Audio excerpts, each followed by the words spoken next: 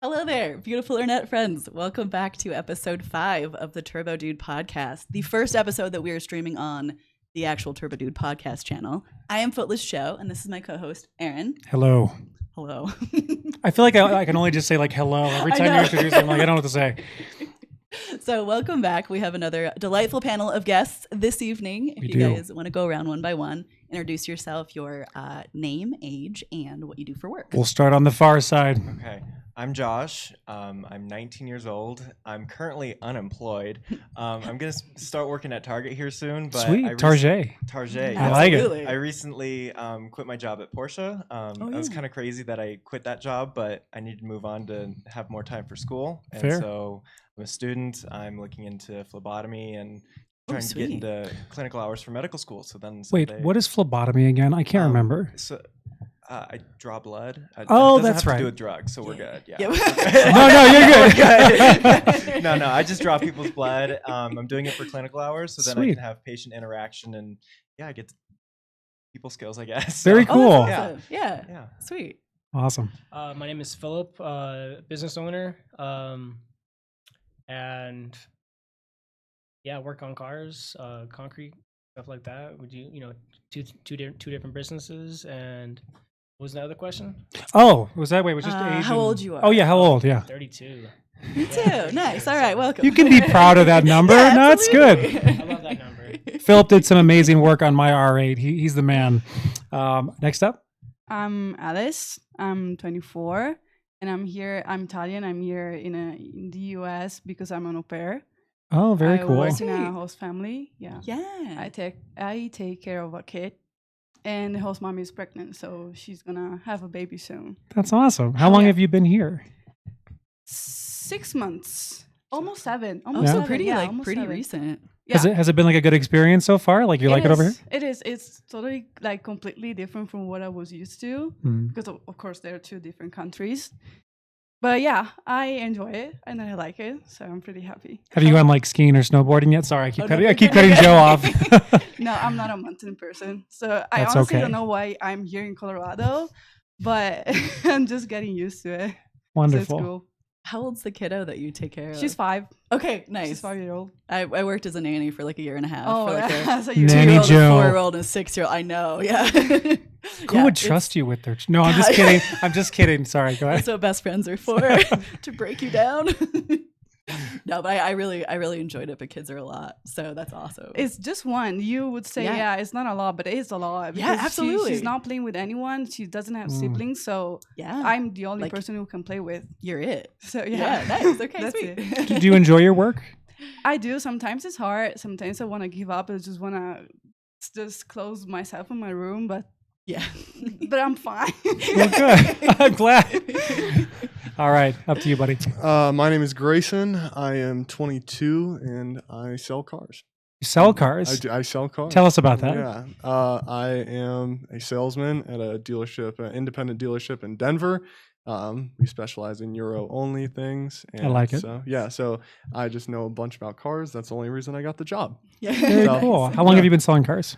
About 8 months. So Yeah. I actually got promoted yesterday. Congratulations, That's man. fantastic. That's sick. Yeah. Do you get like a discount if you want to buy a car from them or anything like that? Yeah, I get it at our cost plus Ooh. 500. Oh, So- that's like pretty legit. Yeah, it's pretty good. I've looked at a few different options, but I have some more important things in life other than a car at the moment. So, Fair enough. So- All right, so we're going to go around the table one more time. Your current relationship status and how long you've been in that status, and one more. What's your longest relationship ever? So 3-part question. Current relationship status, how long you've been, whatever that is, and then your longest relationship ever. Go ahead. Okay. I'm single, so you can hit me up if you want. the DMs are open. DMs are open. DMs are That's how it goes. Yeah. So I'm single. My longest relationship was, I think it was just over a year long. That one was difficult, but whatever. Yeah. And I've been single for a while. Like over a year? I think it's gonna be a year in February. Okay. Yeah. How it's- is single life so far? This is the longest I've been single since middle school. So Oh gosh, yeah. Fair enough. Yeah. but I mean, it's been good. Just self-discovery. The normal Yeah. 19-year-old cliche, I suppose, of like, Yeah. what do I do with my time now that I am not obligated to anybody else besides myself right now? So Would you say you're like enjoying the single life generally, or would you like rather be in a committed relationship I would right much now? rather be in a committed Got it. relationship. I'm really needy, so I mean, It's good to know yourself. yeah, no. So Those good I've communication kind of figured out- skills. I've kind of figured out that I really enjoy my alone time, but when I want somebody there, it'd be really nice to have that somebody. And it's like Yeah. when you don't, it's like a horrible gutted feeling of like I'm single and there's nobody here for me to just like hug or anything. Yeah. And so then it's like, darn, this really sucks. Would you say that like the physical aspect of the relationship is like, what is it like called your love language, right? Yeah. Like physical touch is a big deal for you? Oh, definitely. Yeah. I mean, I have a lot of I've had a lot of friends here since I was single, but now that they've all moved on to like college in different states and stuff, and so now it's like the only person I have to hug is my mom, and that's really great and all. But No, I get what you're saying. I get but it. it's like No shade to okay, mom. Hey mom. Moms are good for hugs. They are good for hugs, but it's like, yeah, no, I want a significant other, but I mean, I have options at the moment, but like, Yeah.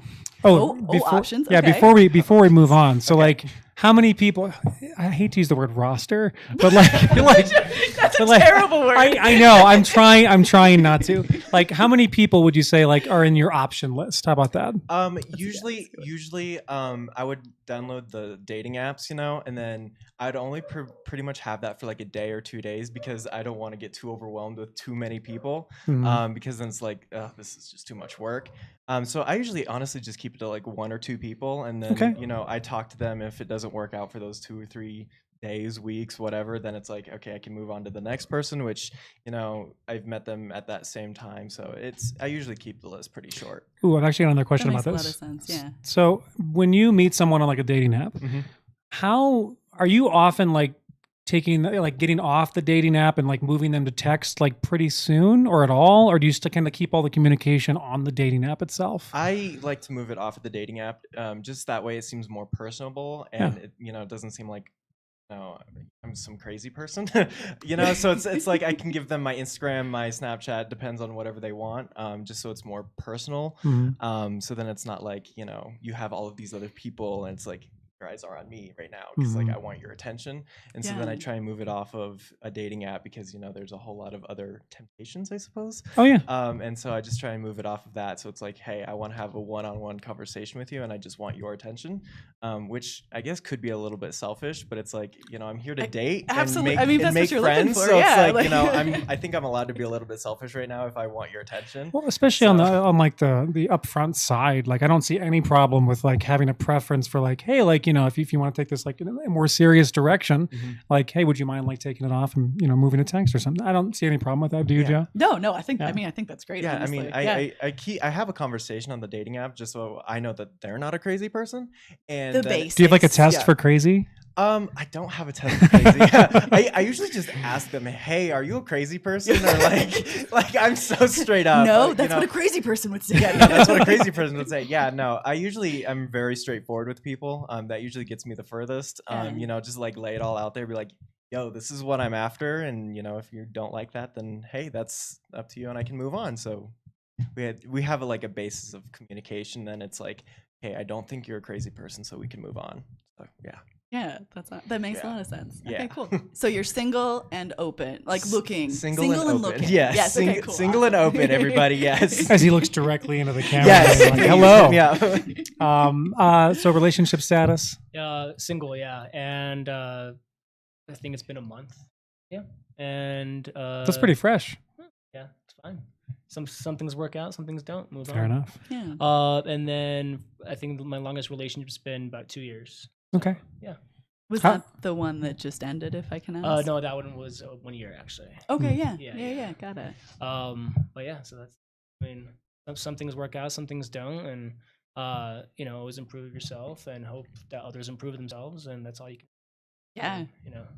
People put to the emotional aspect of it a little too much, and more think of rationality and think with a clear mind, and that's what you can do. Yeah, is that something you really value in like partners or potential partners, is like putting like the more rational brain versus more emotional brain first? Well, there's places for both, right? Yeah. So Oh, yeah. someone needs to have emotional intelligence, I think. Emotional intelligence is very important. So Yeah. working on yourself as a person, you know, over the years, you know, you get older, you get more understanding with yourself, know who you are, knowing what you want, and that's really important. And you know, everyone's on their different journey. Everyone does it not when they want it, but when they need to do it. So Yeah. I think we all have to, if it's you're single and you're looking, or you're just taking time for yourself, or you're growing for yourself, whichever it is, it's for you to do. So Yeah. So are in this like period, are you like focusing on yourself? Are you looking to date? Are you good where you are right now? I'm honestly good with it where I am. Yeah. But you can't choose. Like in life, we always try to have this control factor. We're always controlling everything that we do, and certain things like love, relationships, that's something, it's almost out of your control because it's going to happen naturally. If it happens, cool. If it doesn't, then that's fine too. Yeah. But be the best version of yourself and work on yourself, and someone comes in there or something happens, then that's perfectly fine. So yeah. I think that's a good perspective to take on that Yeah. stuff. Kind of more open hands versus trying to strangle everything and control it, and well, you can't, because it doesn't force work anything. anyways. Mhm. Yeah.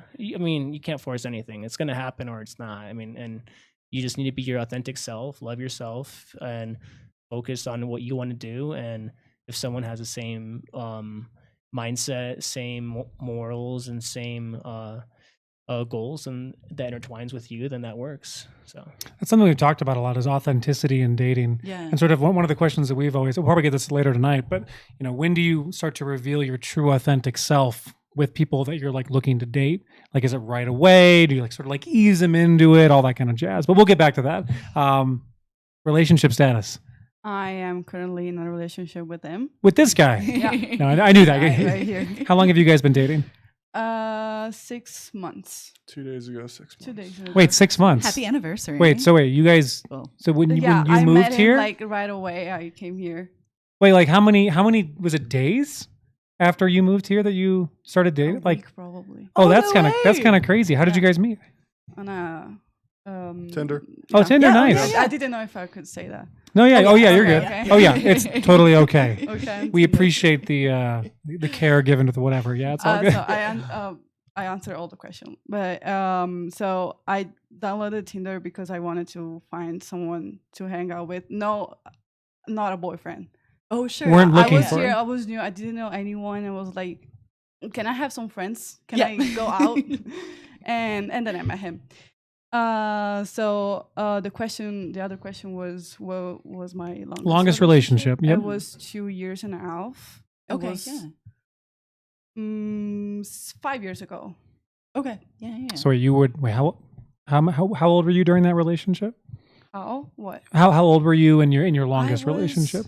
I was during COVID. Honestly, I left him during COVID, so it was 3 years ago. that So like I high did. school, right? I No, was That would've been- right after high school. Okay, Oh, cool. gotcha. Yeah. Yes. Do you mind if I ask why that relationship ended? It was so as you were saying, like after a long time you've been with a person, you see their true colors, Mhm. and I was Yeah. like, okay, I don't like you. Like, Okay, fair. I really got super bored. He was not putting any efforts at all, Yeah. and so it was like, instead of coming over to my house, he was going out every day with his friends playing basketball. It's like, dude, what are you doing? Like, Like, why do you have a Mm. girlfriend if you're not? I have free showing house. up? Like, my parents are not home. Like, Yeah. what are you doing? So I was like, yeah, it's not worth it. That's why I ended things. Hmm. Now, when you got here, did you meet a lot of people through Tinder, or did you like meet So him and you were I- kind of like, this is it? Yes and no. Yes, Yeah. like, I mean, he was the person who I honestly instantly thought, okay, he is actually nice, because before him, I hang out with 3-4 guys, but like Yeah. for just one date, and I was like, oh, this is terrifying. Like, Oh God, yeah. it was totally different from what I was used to from the guys I used to hang out with in Italy, and they're like boring, super boring. Wait, guys in didn't- Italy or guys No, in here, Okay, here. yeah. Oh, yeah, okay. Yeah, got it. I was like, dude, talk about something. If you don't talk, I talk a lot. And during all the dates, I was talking so much. I was so thirsty because I was talking too much. And I was like, Like, "Talk ask about- me a question. ask me something. I can't talk. I want to know you. Yeah. You can't just know me, and that's Fair. it. I was really bored. I was like, no, this is not good. And the first day with him, I was pretty much the same because he was super shy, Yeah. and I was talking a lot, and he was like this all the time. I was like, are you scared of me? Yeah. Am I doing something wrong? Yes. But no. Yes, I am. He was actually scared of Fair, me. fair, So, honest. so you guys went on like a Tinder. Was it like you weren't looking for anything romantic when you got on Tinder, but like was your first date like an actual date or just like a hangout session? It was actually the first real date. Like the first time He you guys took me met? out of dinner. Oh, Oh, okay, that's okay, very got nice. it. So dinner for the first date. Yeah. Yeah. No, Yeah. I'm a firm believer in kind of whatever you hear from like the past, like dinner and a movie is great. I mean, Yeah. we didn't do a movie, but I think dinner is a good situation to kind of it's not too personal where you have to figure out every detail that you might want to figure out, but it allows you to communicate and kind of learn about them and kind of at least what they choose to release in the Absolutely. first little bit. So, but it's also kind of an inexpensive way to kind of escape if I didn't enjoy doesn't- it. if it's not a Yeah, I was like, connection. I went to dinner, had good food, I had good company.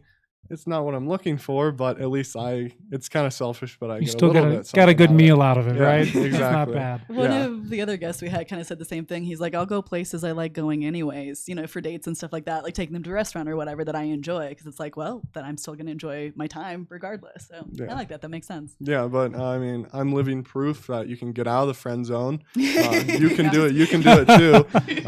I believe in all of you. But YouTube explodes. yeah, Just like, yeah. No, but I'm currently in a relationship with her, and my longest relationship was 3 years prior. 3 years. Yeah. That's a long time. Yeah, I have had very few girlfriends. It kind of takes me some degree of I don't know what clicks in my mind for me to like be like, yeah, this is something I actually want to see this person Yeah. on a consistent basis. I'm actually pretty picky on what like I'm okay because I'm not exactly a people person. Mhm. Like if most people are asked me, I don't really enjoy people. I don't enjoy crowds. So kind of finding the one person where I'm like, oh, I actually really want to spend more time with you. I want to see you again is a big indicator for me. So like I've had a girlfriend in 7th grade, freshman year, and then junior year, and then I've graduated at this point. So Was the junior year one the longest one? it was a junior. I was a junior in high school. Summer of junior to senior, I met her, and then I went to college and remained with her for a little bit. And then Was that long distance or were the same college? in the beginning, we were an hour away from each other, so not really long distance, but between me and high school, and then I was starting my own business at that time. I didn't really have a ton of time to go up, so I mean, an hour long distance, so not really crazy. But then I did attend the same college as her. So. Got it. Did you stay at the same school after you guys broke up? Yeah, I actually had I was planning on kind of going to that school beforehand, so yeah. it was something that I was exploring in my junior year prior to meeting her. So it actually worked out pretty well. That ended up being a similar situation. But. So real quick before we move on, how long are you in the U.S. then? Do you have to go like back to Italy at some point then? It's pretty complicated to explain actually because I should finish my Do you want me to do it? It's pretty long story. Like as I said, my host mom is pregnant and Yeah. I'm not infant qualified. So the agency called her and was like, you cannot keep her. Hmm. me. Oh, yeah. So I should look for another family, but I won't because Sure. it's a waste of time for me because as much as I love kids, they're not like the paycheck is not that high. Mm. And Yeah. here you can, especially here in Denver and Colorado, like life here is pretty expensive. So Yeah. I think I might look for something else outside and I'm moving with him. Oh, yeah. Okay. So Very cool. I'm quitting it. Yeah. I'm pretty happy about it. That's cool. That's awesome. All right. So our next question for the table, we'll start at the end, is the weirdest date you've ever been on? Okay. If you need some time to think too, that's okay. I was thinking about this. So the weirdest date was I was probably a sophomore in high school. I was still closeted and I had a girlfriend, and it was really it was just interesting because I was like, I knew that I was like, I don't know. It's difficult describing what being closeted is like, but it's like I was forcing myself to be with her. Oh yeah. And it was just really interesting because I was downstairs in her basement, right? We were playing video games, and we've hung out before this. I mean, she was friends with me in high school. I mean, like, we were good friends. Oh yeah. And we've made out before this, and it wasn't that bad, but I don't know. I was just playing video games, and she was like kissing my cheek, and I was like, okay. And then she like moved the controller, and I was like, what are you doing? I'm really enjoying this video game. And she gets on top of my lap and just starts making out with me, and I was like, no, no. And so I picked her up off of me, and I sat her down next to me. And then I called my brother in front of her to come and pick me up because I couldn't drive at this point. And my brother was like, okay, I'm on my way. And so then I went upstairs and waited outside for my brother to come pick me up, because I was like, I don't know how to explain to you that I'm not into this. So I just like picked her up, sat her down, and I'm like, I'm leaving. Like, I can't do this. So this was the girl you were like on a date with, basically, like. Yeah, so she was actually my girlfriend. Oh, girlfriend at the time. Did you guys continue after that, or was it like pretty much that was it? That was pretty much it, and it was really funny because she came out as lesbian about a week after that. No way! And I came out as gay about 2 weeks after that, and so that's kind of how. Did you like high five and you're like, hey, like we figured it out? Or yeah, like... no, because she actually moved schools like right as soon as she came out, and I was like, oh, that's interesting. And now she boxes, she does lacrosse, she's a carpenter, she owns her own business. Heck yeah! And now I'm still here. I'm like, oh, cool, I guess. So yeah, no. I mean, we both went our separate ways, but it was like that was probably the weirdest moment because it was like there was just so much going on, and little the timing. Me. Yeah, the timing of that is like kind of crazy. A little bit. It was wild. I was like, this is really crazy. So yeah, that was probably one of the weirdest. Thank you for starting us off in a crazy direction. Got any weird date stories? Yeah. Thinking how to really approach this one, because this is an interesting one. I don't really do dating apps much, but when I did, I you have Tinder. This is, probably 4 or 5 years ago. Okay. Yeah. And I go, to this really nice restaurant, and I'm sitting there in the chair. She comes over, and obviously Tinder isn't always what you expect, right? Fair enough. Oh, so got it. she was the person who she was saying, but let's say it was a few years ago, maybe she wasn't presenting herself to the same extent that she, said she was. But, I still saw potential, and I'm not like rude, or, I'm not going to just like walk away, be like, sorry, Yeah. Do you mean like physically she looked different? Is that what you're trying to say? 30 to 50 pounds overweight, which is versus fine. like what she looked like in the pictures? Yeah. So it was like, which is fine, just misrepresented. Yeah. Just be honest with me, which that's fine. And then we went on the date, and I was just, I paid for everything, obviously, courteous, very, be a gentleman. And then from there, let's just say breakfast was good. She was a good cook. Excellent. So yeah, I got you. That was an interesting one, but it was just, she was from New York, so she was very aggressive, and I was just like, nah. Like aggressive did you how? Like that? Or like if you like, New York people are very like, I would say. They're very New York. I know exactly what you're talking about. She was very New York. She was just very upfront, very like, hey, this is how it is. And I was like, okay. Wants what she wants. Yeah. So let's just say that. Yeah, fair enough. Okay, fair enough. All right. Any interesting weird first date stories? I was about to say no, but then I thought about something that happened to me last year. Yeah, December last year. And it was pretty scary. I used to live by myself. I used to have my own apartment. And I met this guy on Tinder, and I completely forgot about this story, honestly, because my brain is trying to delete it. Oh yeah. Oh, I understand. Yeah.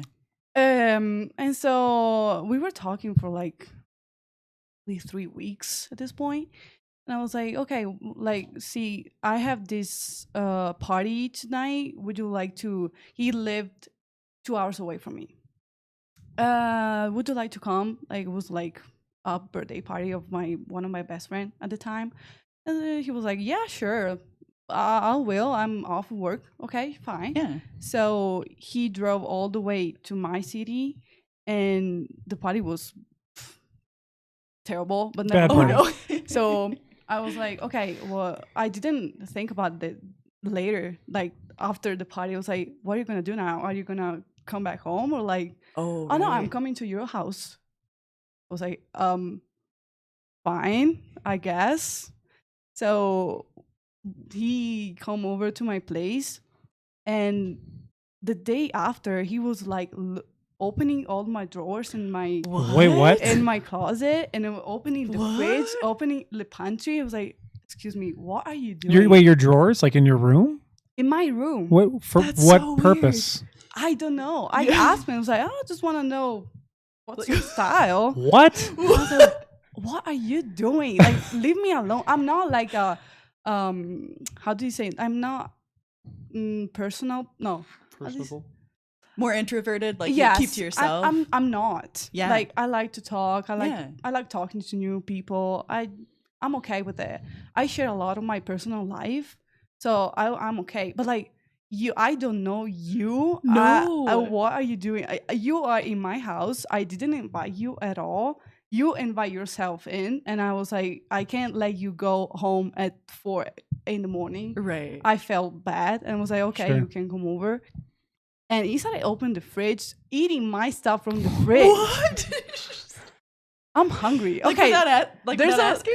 no, being like, "Do without you mind if I asking grab me. something?" Without asking me, Like- it was. I think it was before, after holiday that we have in Italy. I don't remember the 8th of December.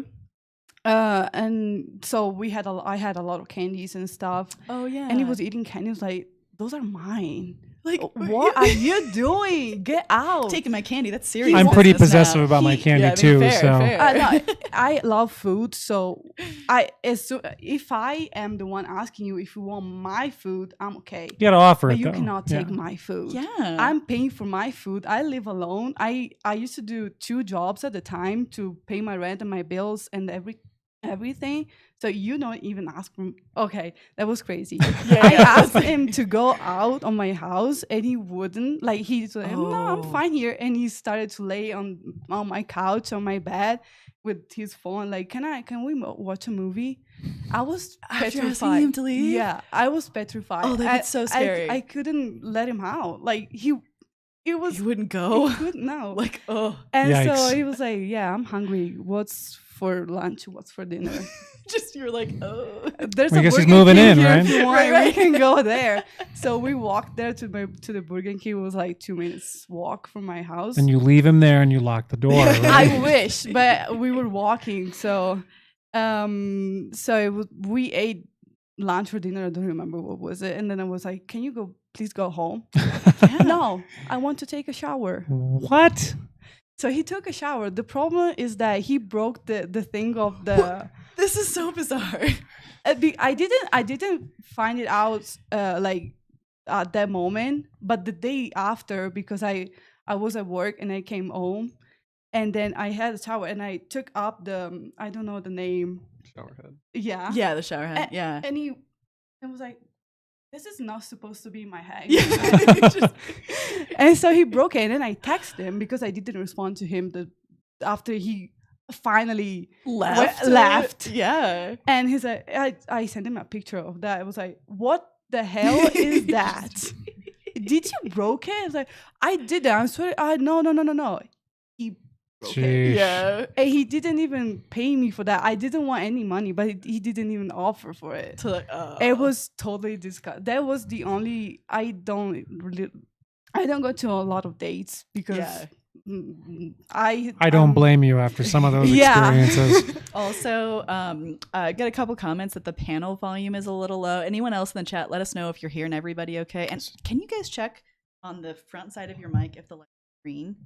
Like Yeah. green. Okay, awesome. Yeah, just make sure you Fantastic. like project your voice into the Yeah. mic. Yes, it's And green. I'm We're yeah. good. I'm Thank you so all much. volume over I here, appreciate so- it. Hey, panel, or not panel, chat, does the volume sound okay now? Yeah, I'm Let gonna us test it know. out. How's you guys' day? I mean, if you're interested in a car, you can let me know. I'm happy to help anytime. Sounds okay. Yeah, I'm just kind of talking here. Let me know. I appreciate that. Yeah, absolutely. Awesome. I'm sure you do Um, enough work. So the next question is it's one very common across like the dating world. Who should pay on the first date? Anyone can jump in here. Feel free. The dominant individual, Dominant should. partner. Yeah, so I gotcha. dominant. So it's actually goes a little bit into I when I messaged you originally, I said there's some cultural differences in our relationship that has made things a little bit different. I think as the man in our relationship, as female male, I should pay for it. Mhm. That's the way I grew up. That's the way I watched my father do it with my mother. I viewed it as just how it is supposed to be. I appreciated the kind of that, even though it's so small, Mhm. it should stand out. And so I believe that heavily. But to her, that was very confusing because in her culture, it is okay. We split everything. Split everything from the get go. Oh, interesting. Yeah. Huh. Okay, and that's like normal for everybody there. Absolutely, yeah. So Interesting. Okay. when I'm assuming you offered to pay, did you just want to split at that point? So starting from like the waitress takes the bill at your table, we don't do that. We just pay at the desk Oh yeah. at the restaurant. So as soon as we tap on the desk, was like, I'm paying. No, I'm paying. We split. Okay, that's how it works. At the table, you're like, he's like wallet, yeah, and go. So I didn't have literally the time, but yeah. So I used to pay for my date. So Yeah. even like it's not really the man that has to pay for me. Yeah. It's whoever wants. So- Okay, cool. Yeah. So when he pays for me, every time, like 6 months, every time, I feel bad. I was like, okay, can I do something? Like, do you want coffee? I can pay coffee for you. So do you ever allow her to pay? Yeah, I do. It's also at this point, it's become an instinct to me to just kind of, okay, bill's here, I pay it. It's become kind of instinctual. So sometimes she has to like interrupt me a little bit and be like, I got it. And I'll be like, okay. And I like the biggest thing is making sure she knows I appreciate it. That like it. I don't mean to make it like economics, but I make more than her, so a part of me also feels like, well, I'd rather her save the money. I have Sure. the disposable income to support it, so I don't want her to worry. I want her to save as much as she can. But when she offers, I've never been like, I think I've only said no once. It was just a little bit more than I was willing to let her pay. No, I think that's fair. Rest of the panel, what do you guys think? Okay, so when I was closeted, I would always pay. Chivalry is not dead. Yeah. I mean, I was raised the same way. You know, the guy always pays. You know, you treat your lady to a nice date, a nice dinner. You know, you go bowling afterwards. You have an activity, so it's usually just a date and an activity. The guy usually always pays. You know, even if my girlfriend at the time, her mommy and dad were willing to pay, no, I would still pay because, you know, that's the way that I was raised. Yeah. And now that I'm no longer closeted, it's kind of just whoever's idea it was. Generally, Oh, that it's makes my sense. idea because I'm usually the more outgoing person. So whoever initiates, basically. Pretty much. That's been pretty common among like people that we've asked. Generally, is like whoever like asks or initiates the date, Yeah. they should Yeah. be the one paying, regardless if it's guy or girl or whatever. Mhm. So that's pretty much how it goes. So usually I still pay because, you know, I like doing that. I like to give people a treat, I suppose. It just makes me feel good. Like, hey, I'm making your day better. Hopefully, if this was a horrible date, at least I'll pay for you, right? Yeah. You know. And so yeah, so usually. Yeah, no. If whoever brings it up, or hey, we should go out on a date. Okay, that person pays, or that's usually how that goes. Got it. So yeah. Yeah. Oh yeah. So I mean, for me, it's as a be chivalrous. How would you say that word?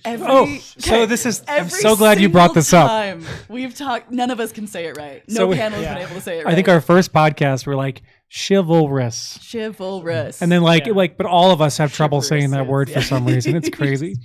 So like the way I was raised, a man shows his value by taking care, and in that type of way, I've always, every single girlfriend I've ever had, I've always paid, in pretty much every date. But to show value, for her to show value to you as well, it's okay for her to pay sometimes. Yeah. It's like, I got you. You don't have to worry about it when you're with me. You don't have to think about the money. You don't have to think about all the other stuff. Just enjoy your time and be yourself, and that's it. Make it, more simplicity. So like first date, you would generally pay, but like you wouldn't mind like going split or something like that later potentially. yeah, I mean, I usually pay for everything, to be honest. Mhm. But if it's like, hey, I appreciate you, and I want to do this for you, then for sure I wouldn't take that from her. I'm like, okay, thank you, I appreciate it. If that's the way she wants to show her love, then that's the I wouldn't take that from her. So yeah. Gotcha.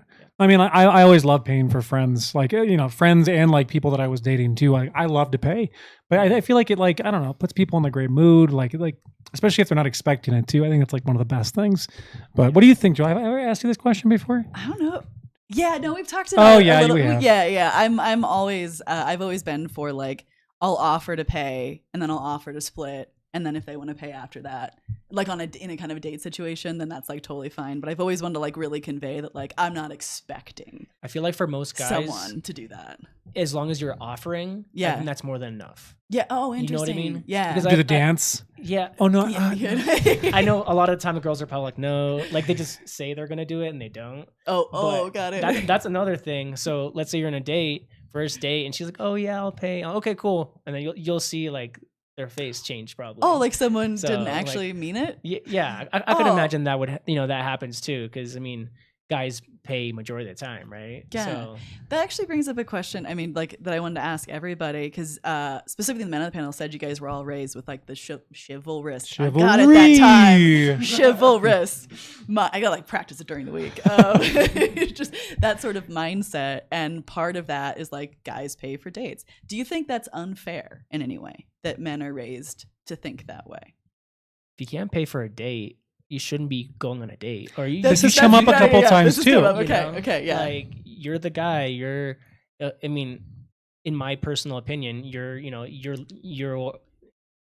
leading as well as it's a relationship together. So if you Yeah. can't lead and properly do things, I mean, it's on you. But I mean, you should be able to pay for at least a date. I mean, So kind of if you can't pay, if you couldn't pay for a date, maybe you aren't in the place to be dating, sort of thing. I would say so. Yeah. Okay, got it. Yeah. I think one of the arguments from like the manosphere or something like that. Do you guys know what the manosphere is? Like red pill, that kind of stuff like that. Oh man! Oh God, that was awful. Sweet Jesus! Straight into the mic, Aaron. I'm sick with something awful.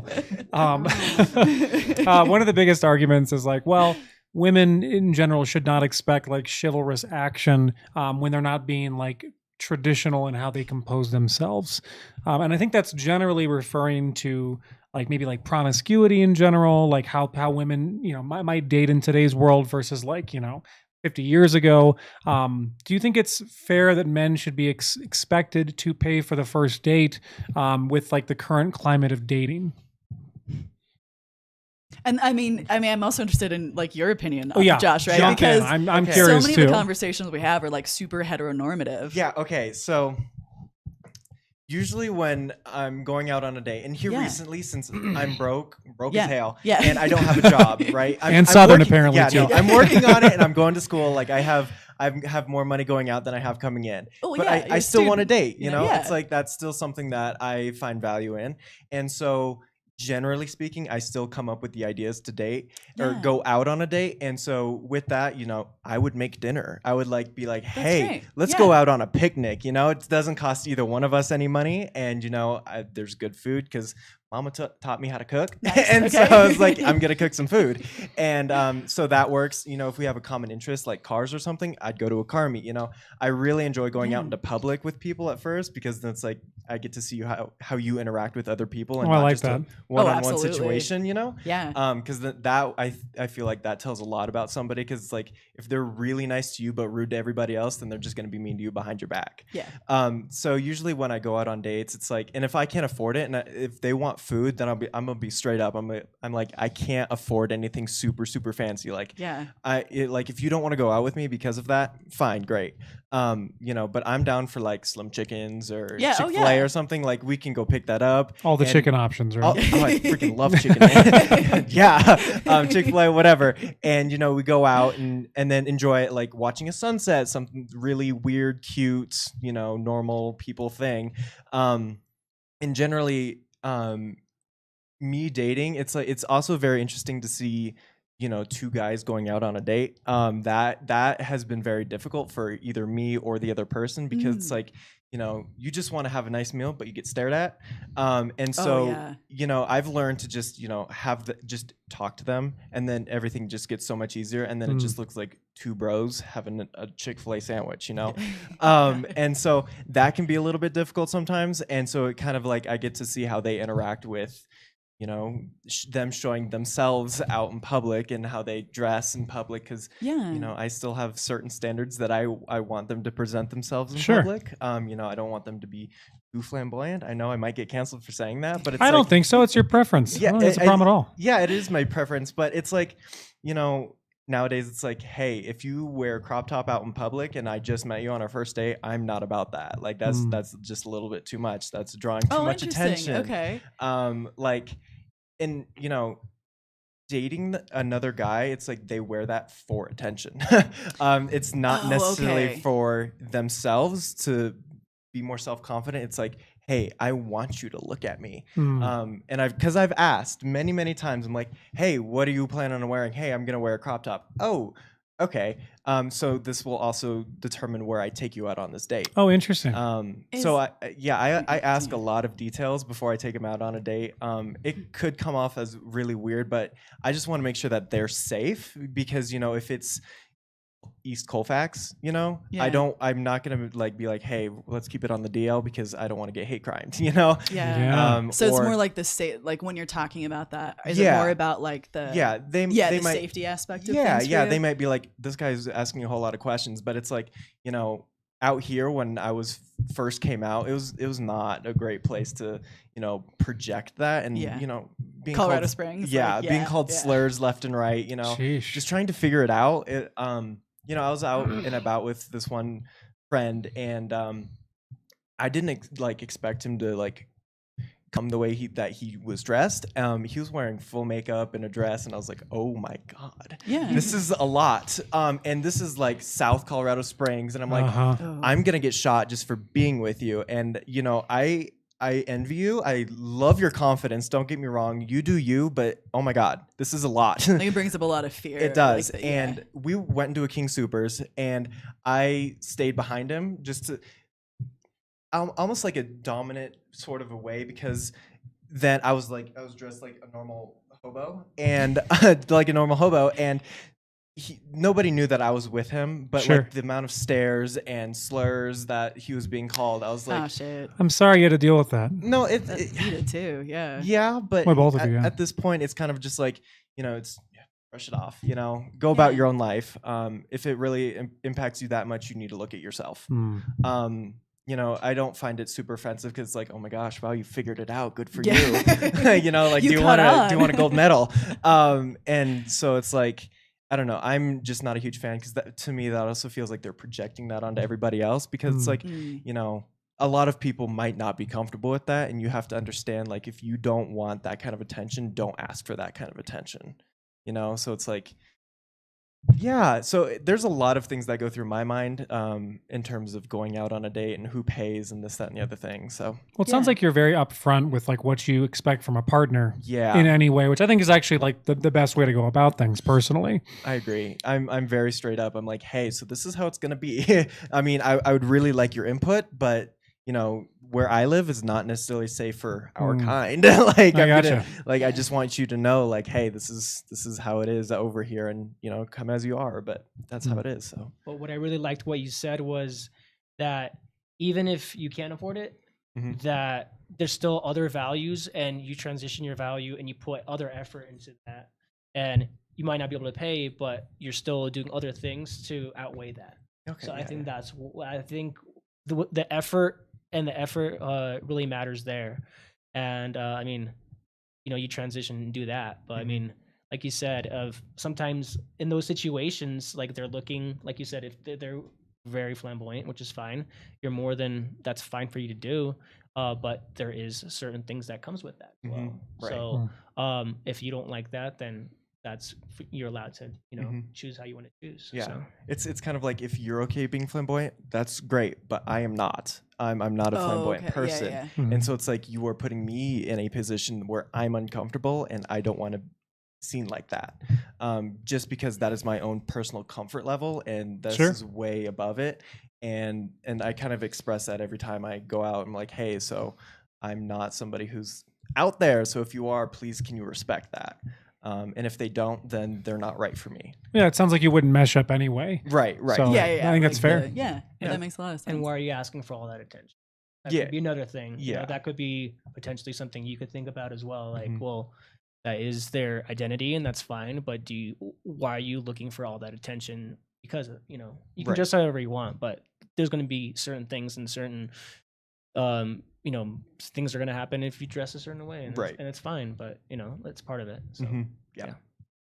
So yeah, Joe, I know you've got some questions on your giant list there. I do. Yeah, I just keep adding to this list. Look at that. Holy it's nuts. Anyways. May I say one thing about that? Oh, yeah. Just personally, Please. I mean, before we move on, a part of me, when I have the opportunity to pay, there is kind of a sense of pride for myself and happiness that I get to take care of her.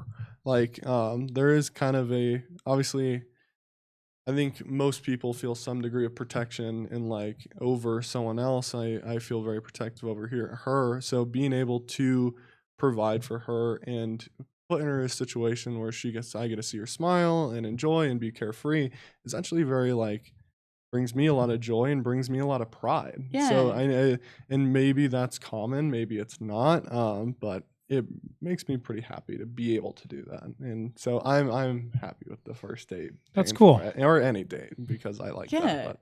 Well, and I mean, I think that makes so much sense too, because I think sometimes we downplay how it feels amazing to take care of someone you love, and for them to be able to accept that. I think that's a super important part of a relationship. And so being I can do this thing for you, I can use the skills or the resources that I have. I think that's awesome. That makes a lot of sense. Well, sorry to interrupt. Oh no, no, interrupt. no. This isn't Throw that interrupting. out. You're welcome to. Podcast. All right, Joe, what do you got? Okay, slight change of topic. I was thinking, what? Sorry, I saw the fart question, and I was just like, yeah, it's what you happen to be cursor on. Sorry, you're good. No, you're good. You're good. I'm curious what your if there's anything you wouldn't forgive a partner for. I was reading this book about kind of the neurology of love and connection. I was thinking about that. So in a relationship, is there what are your hard lines? What would you not forgive in a relationship? And or is there anything? And if you're going to talk about something serious, just make sure it's something we can say on the podcast. Yes, exactly. So anybody can jump in here. Yeah. Okay. So, gosh, if they murdered somebody, honestly, that's fair. that's I mean, too that's- much. yeah, that's a boundary. If they confess something, I'm like, okay, absolutely Hardline, not. murder, bad, So, end of so, relationship. serious crime, that one makes sense. Yeah, Yes, absolutely. yeah. Serious crime. Please don't do that. What if somebody embezzled money or something? Would that be an automatic? Well, okay, if he's rich and got away with it, hey yo, no, no. Even then, I'd probably be no. I'd rather make my own money, the right way. Yeah. Sugar daddy, hello. No, I'm just kidding. Sorry. No. I guess. I don't know. I don't really would hold a grudge against anybody. So it's if I'm holding something against them, that just takes way too much effort. But if they were to cheat on you in the relationship, then it's Is that an automatic disqualifier? Yeah, that was one of my questions. I would say, if you are like, yeah, no, that's done. Unless it was in a situation where they were, intoxicated or in any way and they were taken advantage of. Does that change it so I'm curious. Oh yeah, like- that's a totally different situation. Yeah, no, that would be a totally different Yeah, that's situation. completely different. so interesting. So I sense you don't think it would be. No, I mean, it doesn't matter if, like, you mean if I'm drunk or stuff. So okay, so I guess a hard question for everybody, like, is cheating an automatic end of the relationship for any of you? No. 100%. Yeah. Even So if yes, somebody's yes, like drunk yes, or and something? no. That's just an excuse. Yeah. No, I'm just asking the question. I'm not saying I agree with anything. I'm just curious. Yeah. If they were at a point where they were so drunk that they couldn't do anything about it and it was the other person. Well, Oh, that's yeah. different. That's That- totally that- different. I That would be wouldn't totally consider different. that. Yeah, We're that would talking be- about yeah. something else at that Okay, point. yeah, no. If Yeah. they were like little tipsy or Willing whatever, participant. That's what willing we're saying. participant. Yeah, Yeah. no, that's it. I'm done. Hmm. Yeah. Yeah. So Got I'm curious why, like, what your mentality with that is then, because you said that's not an automatic relationship ender. So how do you look at that? People will make mistakes. Yeah. And yes, they can be worse or better in some people's eyes, but if you really just break it down to the most simple thing of they made a mistake. Yeah. The biggest thing is not the action they did, but how they choose to move forward with it.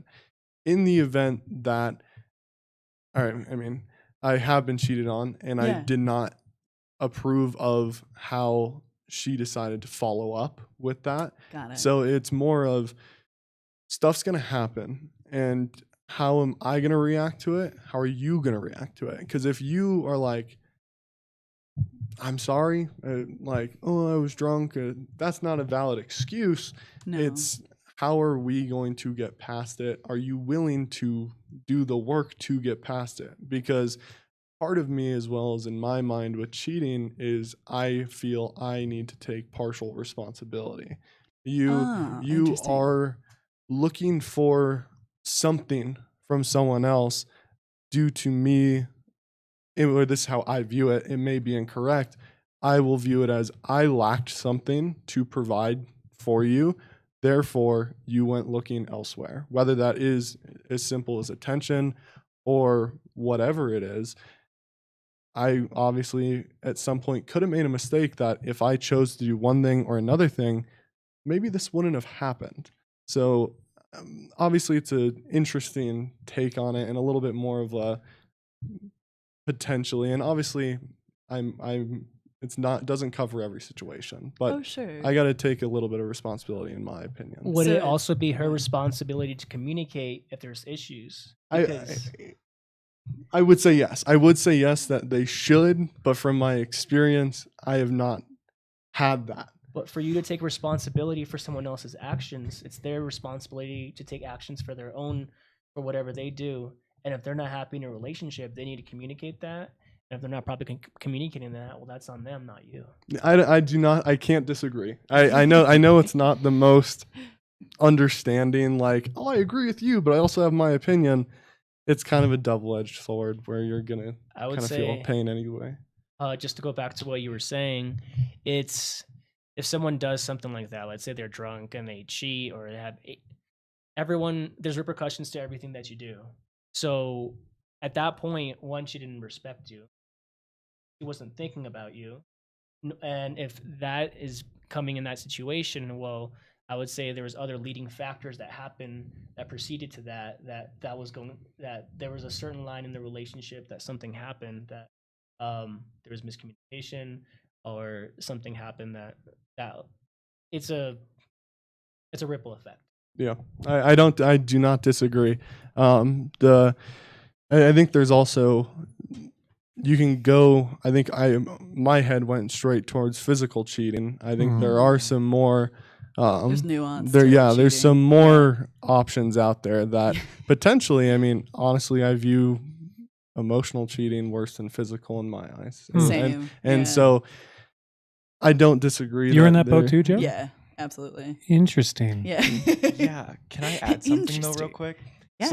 So I like to think of myself as somebody who's easy to talk to. So like in a relationship, obviously communication is very, very important. Yeah. And if it's something physical that you're looking for, just talk to me about it. We could add another person, Yeah, that could right. make for a really fun time. But like, But you need to communicate it. yeah, let's communicate through this. Like, what am I not doing that is not satisfying you, or this, that, or the other thing, we could talk about, hey, you could have like a cheat card a year, go out, all different ways to have as structure much fun things. as you want, because I know that you're doing it, and I know that you're being safe. Yeah. It's more or less the breaking of trust that what cheating does is what would ruin it for me. It's kind of like you were so uncomfortable to like tell me like, hey, this person is really attractive, I'm gonna go do things with them, Yeah. and that, I'd much rather somebody say that than just do it behind my back, because then that just breaks trust. And if there's no trust, then,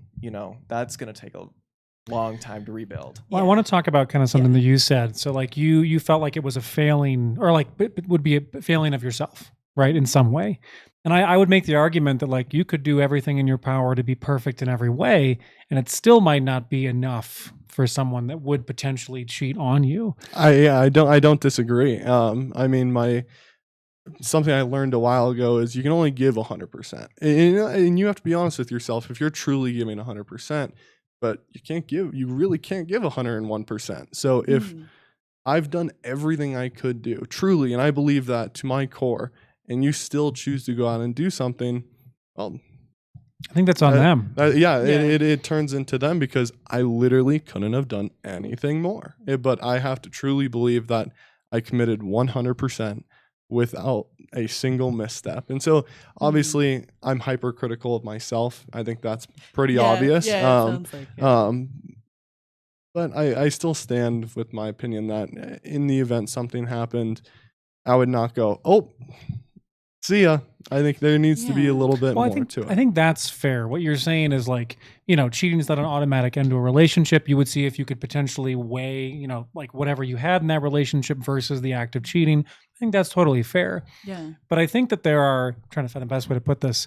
I think there can be failings in a relationship, but they don't necessarily need to warrant cheating. I think you could be a bad partner. Let's say like you could, hypothetically, right? Let's say you're a horrible partner. I would not say that like you being a bad partner allows for cheating to be okay in any respect. Yeah, I don't think it's okay or appropriate or fair, or you could go down a list of names of what it's not okay. You just got to handle it once at a time. I think I have a lot of hypercritical, like being super critical of myself, but I also have a lot of self-confidence of kind of, okay, maybe is it worth it? Like, does she make me happy enough for I'm okay with kind of moving on? Because obviously the past is the past. It changes the future. Something that you've probably heard a lot is everything in my life has brought me to this moment. From Strad. And, I gotcha. And so everything brings you to the moment, the mistakes and everything, and there's potential that a mistake can lead to more benefit by that one person. I am someone who is very happy and proud, like mental health advocate and therapy, and so I have personally like to feel like I have a great understanding of myself, my limits, my boundaries, what I can recover from, or what's going to hurt me too bad where it starts impacting myself away from you too much where I can't handle it and I can't take it. And I think kind of the perspective of like, what's the response? What's the follow-up? What's the context? I'm in that boat too, where like I've been cheated on before, but there are so many other factors in that relationship where I think it is generally, I'm like, that's a hard no, right? Mm-hmm. Generally cheating's a hard no, but I also do think that how someone responds and like the situation in general is worth considering and like worth thinking about first. Yeah, I think there's a lot of factors too. Yeah.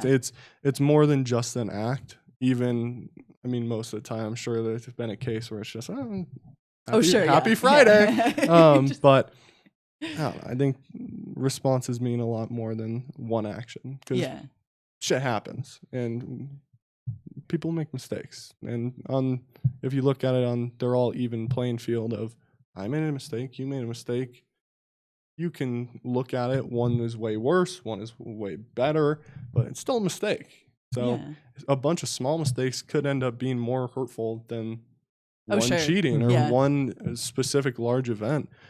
So it just means more that if you're willing to work with me to improve this and it's not going to happen again, but if it's like a consistent problem. Oh, yeah, that's a different story.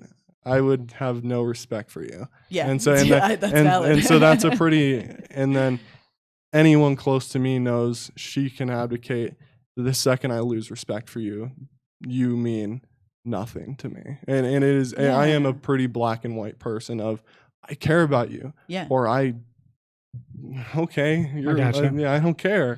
Yeah. So we had a question on our Yeah, chat okay. that I actually do want to ask. sure. Do not feel compelled to answer this question if it makes you uncomfortable.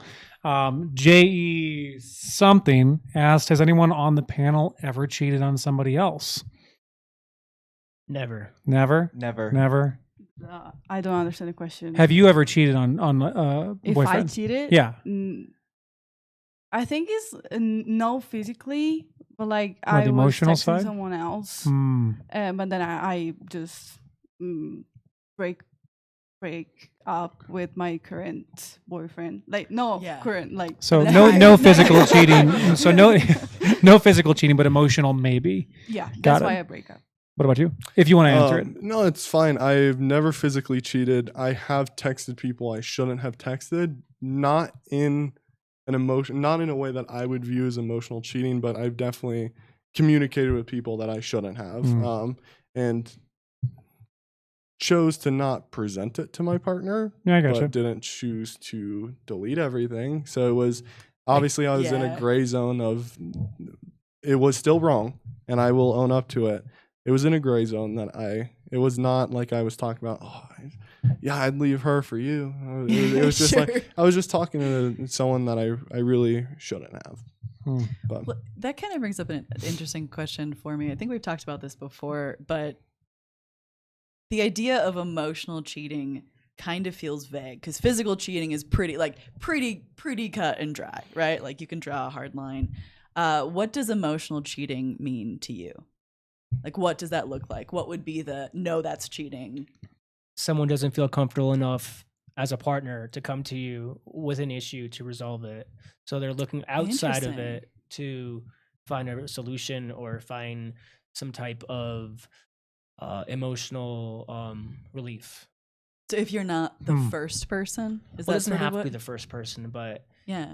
both of you guys are in the same relationship, so you should be able to open up, hey, I don't like this, I don't like that. Yeah. Because, as you guys probably know, in your relationships, you don't go to your mom and dad to talk about this. You go to, there's only a very few definitive people you can go to talk about certain aspects in your relationship that will keep you accountable just as much as they'll keep them accountable. Because let's say you go to someone and they're on your side, they're not going to give you the right viewpoint. You need to just have someone that people who will also call you out in your shit. Exactly. Yeah, I think that's super important to have. Yeah, we can swear now. It's okay. Yeah. Joe's like, shit. It's interesting. Like, for me, and this is only like one portion of what I think emotional cheating could be. I always felt like it was something that you would feel uncomfortable if your partner saw. Like if it was some version of communication with someone else that your partner, like you didn't want your partner to see in some respect, or would feel ashamed if they saw it. Like felt like you had to hide it or delete it or and that's like not obviously the only version of it, but like Yeah. when it comes to mind of what emotional cheating is for me, that's a section of it. What do you think about that? I think that's like yes, I would totally agree that if there's anything that I'm ever like, if I'm with a partner and I'm like, I don't want them to see that, I'm like, why wouldn't I? Like that would be a huge red Right. flag, or vice versa. Where I think it has to kind of be an open policy, and if there's stuff that you're hiding, like you should talk about that. Yeah. What do you think emotional cheating is, Joe? I don't know. Just, On I the think- spot. Yeah, I know. I often ask these questions because I'm like, I'm not entirely sure. I mean, I feel like it's one of those things where you like know it when you feel it. But I think if you are going to people outside of like, if you are in a committed romantic relationship with someone and you are going to people outside of that and not talking to the person who you're in the relationship with about what's going on consistently, and like if you're going to one person, I don't know, that feels like it could cross some lines Yeah, no, I got you. depending on the situation, but it still feels very vague to me. So also chat, if you want to chime in, what does emotional cheating mean to you? Oh, also maybe talk, I don't know. I was gonna Hi, say Shandon. talking- Hello. I was gonna say Someone maybe- said hi. I just Oh, said yeah. hi. That's all. I was like, Oh, also, I had a question from earlier. Hold on. This guy named Tank Taco Sauce. That's a great username, by the Okay, way. so I have to talk about this. So he asked a question off topic. How much did I'm Here for the Beard help or hurt your channel? He's talking about my other channel. Yeah. He's the person who came up with that. What? So he always jumps in. I don't know if you're still watching Tank Taco. I think it was amazing. I love it. We have to come up with something like that for this podcast now. We do. We need some glowing neon signs on that wall. Yeah, Tank, if you have something, if you're watching this, let us know what you've got. Yes, Here for please. the dude. No, that doesn't sound quite right. Nope. We'll figure it out. We'll get a neon Hard sign no. for it. What were we on? Sorry, I got off topic. Emotional cheating. We were kind of. If anybody has any additional thoughts. Yeah, on that. any I other would like thoughts? to add something. Yeah. please. Since I've done it and I regret it because it was not worth it. Yeah. I feel like it's cheating when you know it feels better talking with that person instead of your boyfriend. That's a really good way of putting it. That would make Because sense. I was literally next to my boyfriend and I was talking to him. I am ashamed of myself, but I look at my boyfriend like, well, who are you? I don't feel like I belong to you. I don't feel the connection. Maybe because I had something better, and it's really bad. It's really bad. I am ashamed of myself. I would never do that again. Yeah, I mean that's part of the process. Is But you yeah, learn from that. And you change. Yes, Yeah. exactly. I learned from that, and I was talking with this person. I was like, I like talking to you more than I like talking to my boyfriend. Oh, interesting. It was just because it was a new thing. Yeah. You have your The novelty of boyfriend it. from 2 years and a half and you're kind of bored, so I was not looking for attentions. I don't look for attentions. I was like texting with this boy and having a lot of fun, talking about a lot of things we had in common. I was like, that feels so much better. And we talked for months after I broke up with my boyfriend. Yeah. And then it was the worst heartbreak I've ever had in my entire life. Oh, interesting. It was that the- relation. But yeah, because we lived 6 hours away. So I never saw him I never seen him. Yeah. Yeah, I never seen him. So it was just FaceTime and text messages. That's all. And it was the worst breakup ever. We were in a relationship. No, but I get it. I mean, it's But weird it how was that can be so the case heartbreak. sometimes. Yeah, I was like, can I come to see you? Because I was craving him. I wanted to see him. You did not ever date? Never. Oh, okay. I never see him. And he said no. Oh, I'm not ready got to it. see you. Hmm. I don't know. I feel like men are afraid of me. Are scared of me. Oh gosh. Okay. I Scared don't of know. you? Yes. I Why? had a lot of comments about me being scared too. When you talk to me, I'm actually I think I'm kind of nice, but I just met you today. I think you're super nice. I like get talking a to you. nice vibe. on the outside, like when you see me on like walking, I'm like this. So I think they're kind of scared of me at first, and I don't know. So he was actually scared of me. So that's Got heartbreak. it. Okay. Okay. Yeah. that's it. That You makes look sense. like you wanted to Yeah. add something. Yeah, Please. So I'm gonna be so real. I didn't know like emotional cheating was a thing. Until like right now? Yeah, no, I'm just figuring this out. So I was actually in a long distance relationship, and that was the year-long relationship that I was in. Yeah. He lived like 800 miles away, and Whoa. we dated for like I think it was 11 months, and I ended up spending about $11,000 Whoa. going to go see Oh him my god. once a month for 11 months. Yeah. And it was $500 ticket there, $500 ticket back, in gas and dates, Yeah. whatever. And I just have a lot of friends, or I did at the time, not so much anymore. I've cut a lot of people out of my life because of this, actually. Oh gosh. Yeah. And he accused me of cheating, and I'm like, why would I cheat on you? I've spent this much money on you. Like, I'm so committed to you. Yeah. And like, what makes you think that? He's like, well, you have a lot of friends. And I was like, okay. He's like, because he lived way out in Wyoming, and the population of his town was smaller than my high school. And so Oh my gosh. it was insane. And so I think he was scared of like just the amount of people that was around me, I suppose. Sure. He was also very protective of me, which, whatever. But, I would like go to friends. And this is where I made a big mistake. I went to friends for like relationship advice. I don't recommend that so much anymore. Really? Yeah. No, they Wait, can, why not? They, So, Huge question. Okay, so I don't go to my friends because they don't understand what it's like to be in a relationship that I'm in, I Got it. suppose. They've never been in a long distance relationship, and every relationship is different. And I think there's a lot of people who like try and sum up their relationship with everybody else's relationship. I agree. And your relationship is your relationship. It is unique to you and your partner. And you are allowed to come up with the most radical ideas of how to be together that Absolutely. suits you. So I'd go to a friend and be like, hey, how would I go about doing this thing? Or how do I talk to them about this? And then it'd be like their way to do it. And then I'd go about doing it. I'm like, oh, that's not right. You know what I mean? Like, that's not me. Yeah. Right. Or they would just add in like, you should break up with them. Why? And then you get on this whole like escapade of maybe I really should, and then it was really not worth it, Yeah. So I went to friends about relationship advice. I'm like, hey, this person, like my ex is like, I forgot what the situation was, but I was like, he's getting quite like possessive, Yeah. and I'm not quite sure what to do because I haven't given him any reason to not trust me or this, that, and the other thing. And that's kind of where I messed up, because then they got super invested in my relationship because they weren't in one. And it was like, just break up. Every single time I would ask them, it's just break up. It's just so much easier. Was your partner being like really possessive? It felt very possessive, but it was a while ago now, so it's kind of hard to remember. Yes, I got you. But it was kind of just, he was uncomfortable with me talking to other gay men in terms of having friends, because being in the gay community, gay men are very, very sexually aggressive, very in your face about what they want. Yeah. And I don't really like to associate myself with those people because I've had really bad experiences with things like that. Yeah, sure. And so I'm pretty good at cutting that off.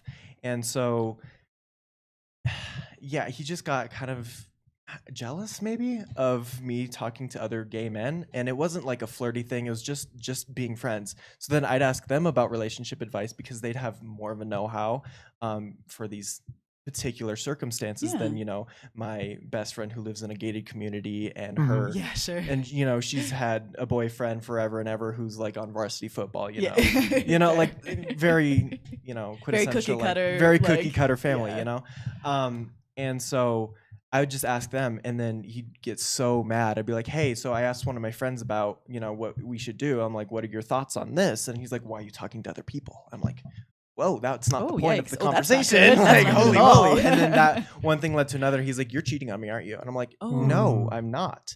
And that was that kind of like the beginning of the end for that relationship? That was a really difficult. This is the long distance one, right? Yeah, this is the longest one. That breakup was probably like 2.5, 3 months long. Just because I was trying so hard to like be like, hey, I'm not cheating on you. But he was so set on it. I was like, I guess I can't change your mind anymore, so I'm gonna leave. And he's like, no, don't leave. And I'm like, well, then we got to come up with a compromise here. And it just wasn't happening. And I was like, I've spent so much money like that. That's one thing that it was like, this is really difficult because, I have a new car right now. Like, this really sucks. And he even was like, I'm going to follow you to college, this, that, and the other thing. And I was like, cool, whatever. I mean, we've been in a relationship for a while. But one thing led to another, and I was like, this just doesn't make sense because this is becoming more of a headache than it is nice to be in a relationship with you. And it's been this way for about 3 months now, and you still think I'm cheating on you, even though I'm putting in this much effort to be like, I'm not. That's super unhealthy. Yeah, no, and then I was like, I can't do this anymore. So that's how that ended. So question for the panel, actually. Do we like long distance relationships? Would you ever recommend it generally? Like, would you steer people away from it if they were asked? I'm curious what you guys think. Not worth it. Not worth it. Okay. I did it. Yeah. How long was your long distance portion? A year. Yeah. Were you long distance the entire time? Yeah, but I'd fly her out here and go back. That got to be expensive, right? After a while. Yeah, like 20, 30 grand. Okay, yeah. That's not including trips. That's not including, going to Cancun, dates or like, bunch of stuff. So, I mean, we feel good. I did it on the cheap with 11,000. Yeah. So yeah, I mean, I think it's worth it if there's proper communication and both people understand like there's the one goal and you're going towards that goal. you're always going to have jealousy regardless what kind of relationship you're in. But it's about communicating about it, seeing where that jealousy is coming from. I mean, if the long distance is a short-term factor and you guys have proper communication, and then that's fine. But what I see tends to happen is I think a lot of people, this happens, you're long distance and you fixate on that. And then because of certain insecurities or stuff like that, and then once you fixate on that, it becomes you identify as it. You still need to go live your life. Yeah. Go work on whatever you're working on. Go to your school. Go to the gym. Go focus on other things. That's only one portion of your life.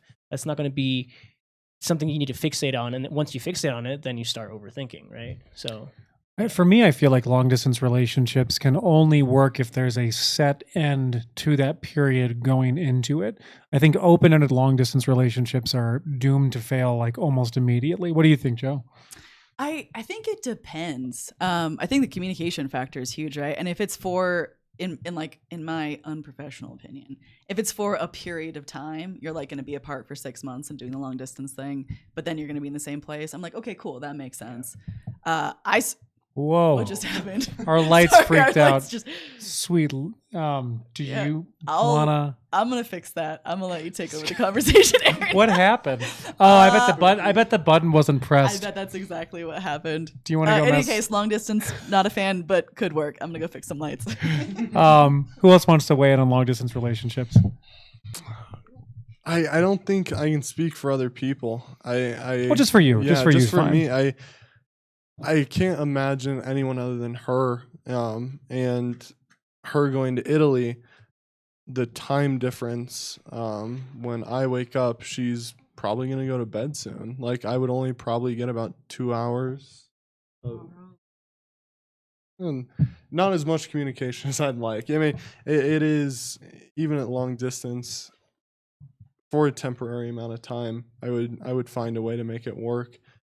But if it was like I originally met her in Italy and she's like, I'm coming to the US, I'd be like, absolutely. But if it was like, I'm in Italy and I have no plan to leave, I don't have a plan to leave the US, right? Like, you have no plans to leave Italy. How do we progress? Yeah, I gotcha. Yeah.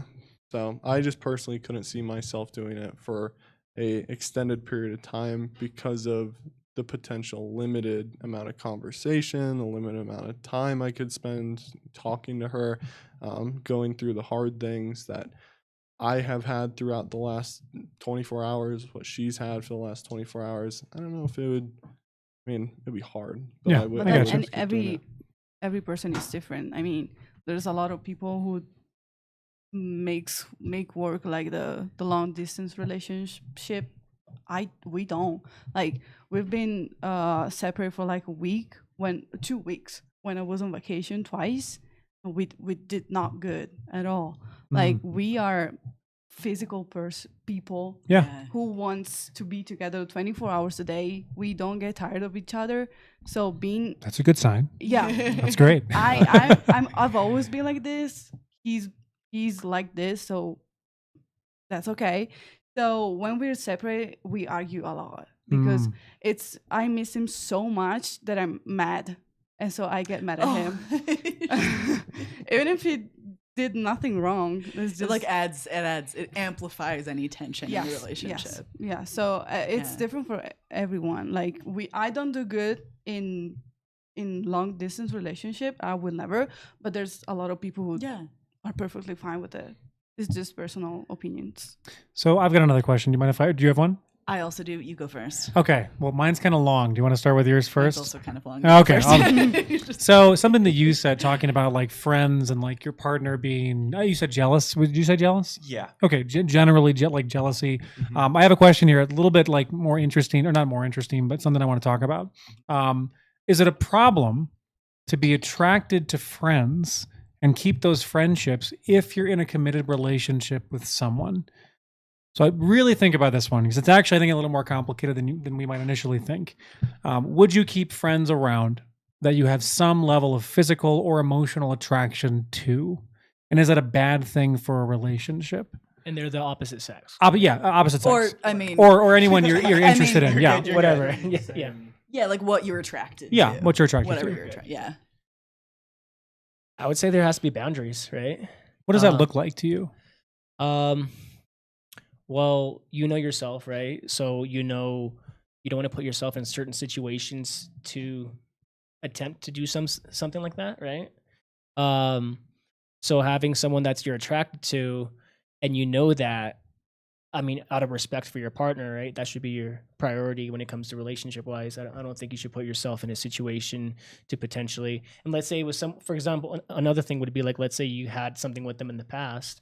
Well, I think out of respect for your partner, that's something you need to kind of cut ties with. Maybe you say, hey, I need to give you some distance because, you know, that I'm out of respect for my partner. Sure. So that's my So perspective. so maybe like if there was a previous relationship with said person, that might be a no-go.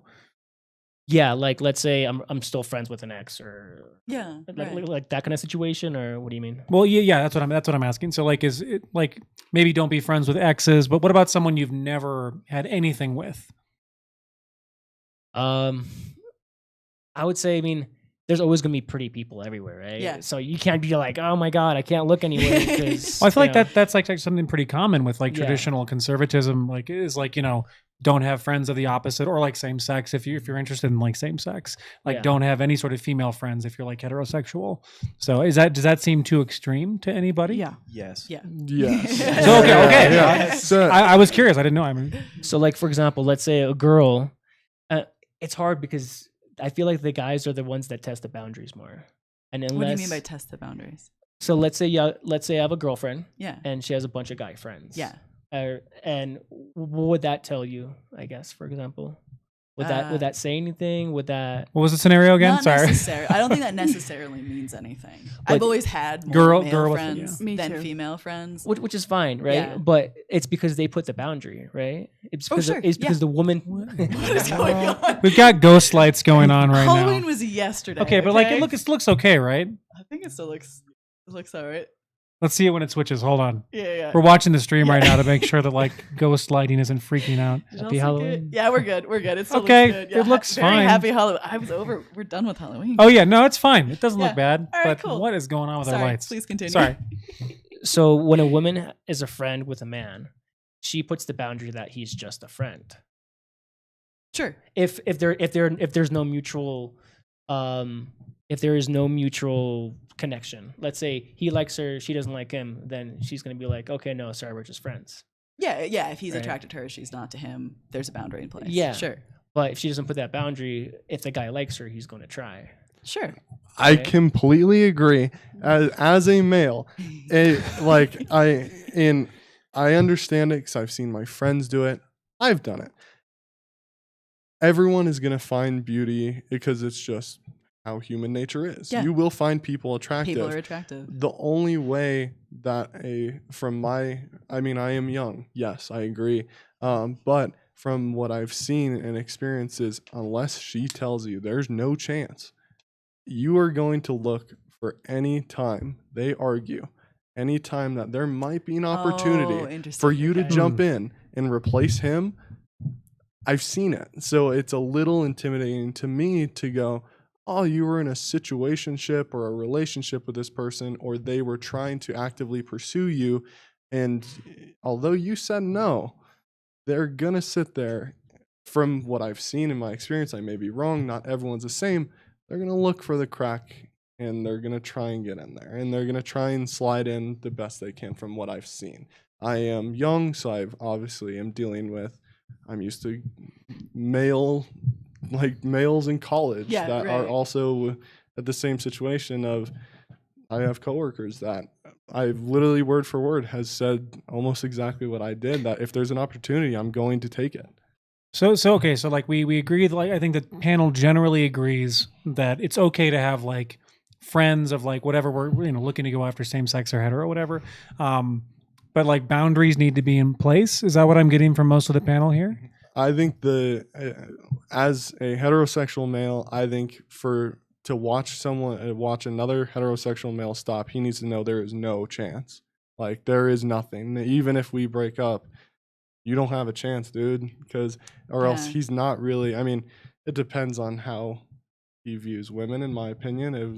But if he is really, but I would do the same thing to her. If I saw her in a relationship and I went, oh, okay, and there's a chance that I can take his position, I will, and I will do whatever it takes to do that. So I think there's obviously a little bit of, This is getting fun. yeah, I think everyone's like, ooh. there's also a little bit of, okay, I would do that. Why wouldn't he?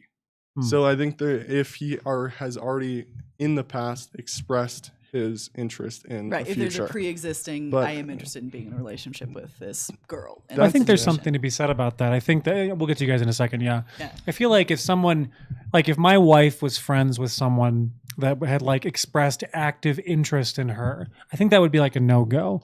That would be pretty weird. I think that changes the situation a whole lot. Yeah. I mean, I'm someone who has like stayed friends with exes in the past. Like Mhm. there is a way to navigate that kind of stuff.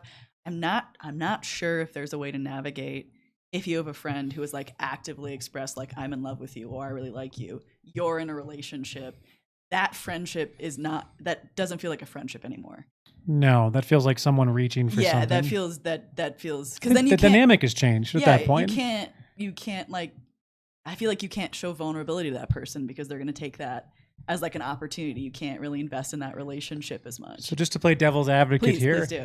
I guess like, is it only stated attraction to the person that changes the dynamic to a point where it can't exist anymore? Like what if you just have like an inclination that they might like you or something? I mean, I think if it's like pretty clear to like you, So it has to be or the cut and people- dry. Yeah, I think it has to be pretty understood. That'd be my. I think that's fair. I'm just trying to like work it out for myself. Yeah. Like it feels different. I'm not sure if I could articulate it 100%. If you guys wanted to weigh in, feel free You to were jump going to in. say something. So I've had friends that are girls, for example, Yeah. and we've never had anything, but I've never been attracted to them. Yeah. But they're attracted to me. I'm like, okay, cool. Well, we're just friends. I put that standard. Yeah. There's been other times it goes both ways, right? So I think it just depends because it's hard. It is. Yeah, It's a hard is, question. right? Because someone always has, if there was feelings there in the past, then that's something you need to like look at and like, okay, well, they've attempted in the past because like you said, guys are going to try. It's going to happen. I've seen it over and over and over again. It just has to be that the guy's not attracted to the girl and I have friends that are girls and they're married and, you know, for example, I have a really good friend. We've known each other for like 15 years.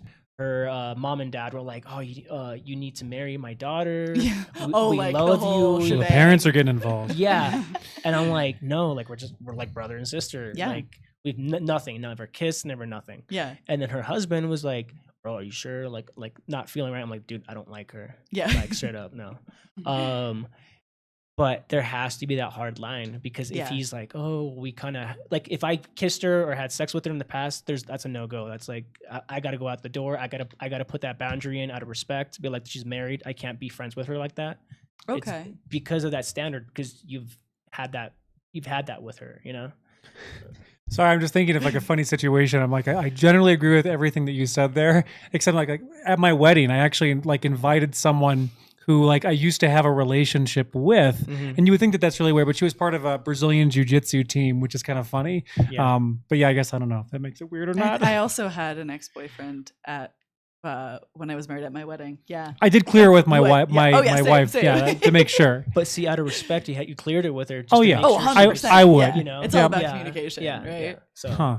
Interesting. Yeah. Did you have another question? You I were do next have up on the another- question. Did you, Yeah. did you have anything you wanted to add? I Oh, feel yeah, like sorry, you- my I feel bad, like my you were bad. No, reaching you're for the okay. mic, yeah. No, so like the previous times I've had a partner and we find somebody attractive, I dab them up. Like honestly, I'm just You're like, yeah. yeah, they're hot. So it's kind of like you're acknowledging like, hey, we're allowed to find other people attractive, but dabbing them up, it's like a non-verbal. Like I don't know, it's just it's Okay, so I'm much stupid. fun. What do you dab? What now? So- I'm the so oldest person on the old. panel. You sound so I old, hate Aaron. it, Joe. I hate it so much. Yeah. So you just dab them up, and you know it's kind of just like a mutual understanding of like this person is attractive. Be like, oh, look over there, dab me up. You know, I'm like Oh, 80 years yeah. old at this point. yeah, so fair enough. And it's kind of like you are acknowledging it, like, hey, I still see you, my partner, as like you know, I still respect you, but hey, there's somebody attractive over there, Got it. and I'm looking, Yeah. and I'm just drawing attention to it, so it's not like something where if he catches me looking, It's like secretive. Yeah, and it's not weird. secretive. It's out in the open. I do the same thing with my wife. Okay, I get it now in context. We're good. Yeah, no, like don't. Yeah. Yeah, no, it's like, hey, yo, dab me up. Like, hey, damn. This is gonna get clipped later. Yeah, it is. Joe's gonna be make like, you look "How really old old." is Aaron?"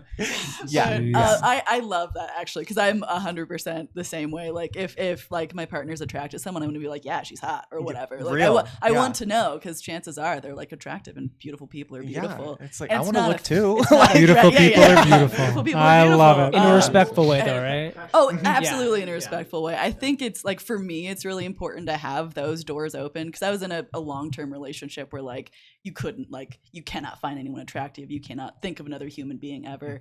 That was just like really damaging to me long term. So to be like, yeah, there are other people in the world and they are attractive and we can acknowledge that and be like, yeah, I like that too. Cool. We're still committed to each other.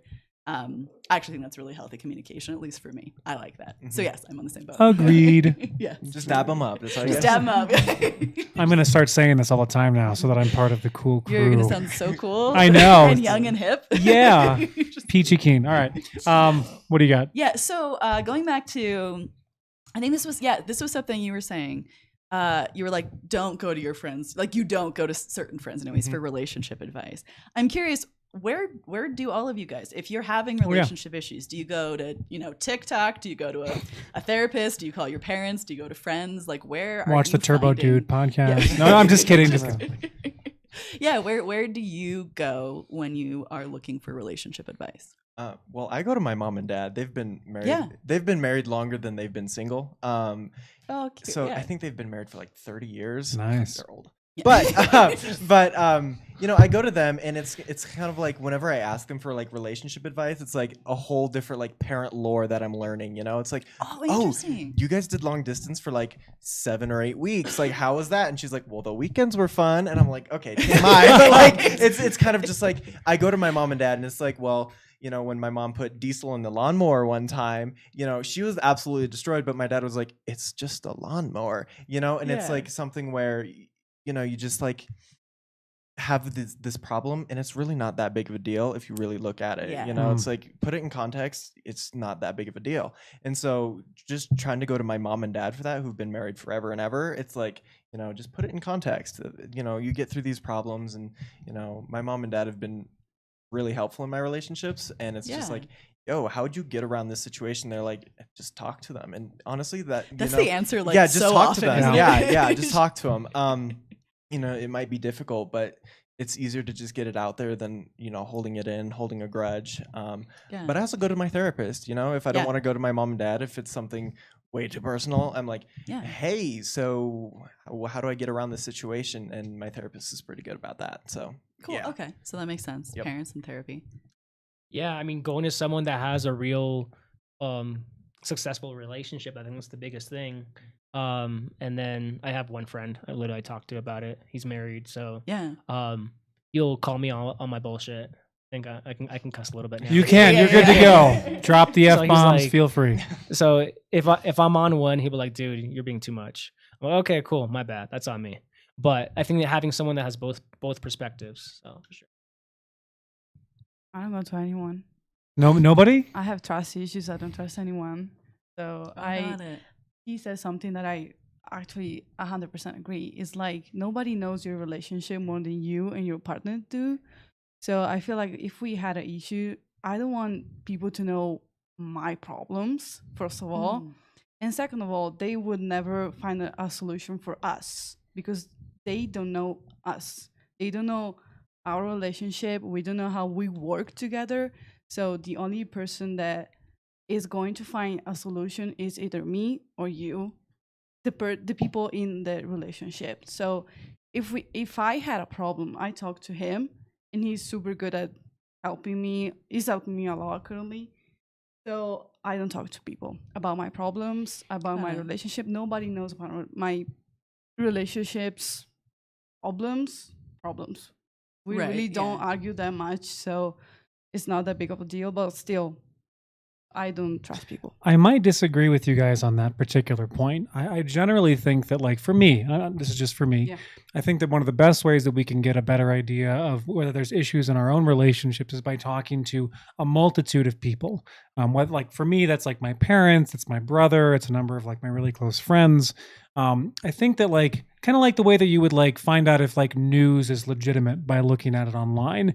Like I think when we look at the body of work of multiple news sources, we get a better idea of what's actually going on. And I feel like the same thing applies to our relationships as well. Maybe one person might not know the intricacies of one of your guys' relationships, but if you ask enough people, I feel like you start to get a better idea for the most part, or it can help in finding like a determination whether there's like problems going on. I think the issue that might arise with certain people, and I'm not saying like you guys in particular, is maybe you're both blind to a particular problem that you might need outside help in solving. But that's my own my own sort of idea on what I'm talking about here. But what do you think, Joe? Yeah, I kind of find myself in like the middle because I'm a very friendly person, right? But I take a very long time to actually trust people, like actually like years. And so at this point, I have like 2 people and like my dad, who I will call if something's going on in my relationship, who like I respect their opinion. I trust them to maybe point out things that, like you were saying, that I can't see. Because oftentimes I'll get blinded, I'll get overwhelmed, I'll be insecure about something or whatever, and just like I can't see straight. I need someone else to help me with this. But it has taken me a very long time to get there because it is because trust is difficult, you know, in any kind of relationship, friendship, whatever it is. But I have always found it very important because I didn't do that for so many years, and it really shot me in the foot because I needed other input and I didn't get that. And so now I like really make a point to make sure that the people close to me like know me, know my life, know what's going on, and know that like I respect their input. Yeah, the problem is that I don't have really so much close friends. Yeah. Yeah, I get that. As Understandable. I, I said, get I it. have a lot of trust issues, so Yeah.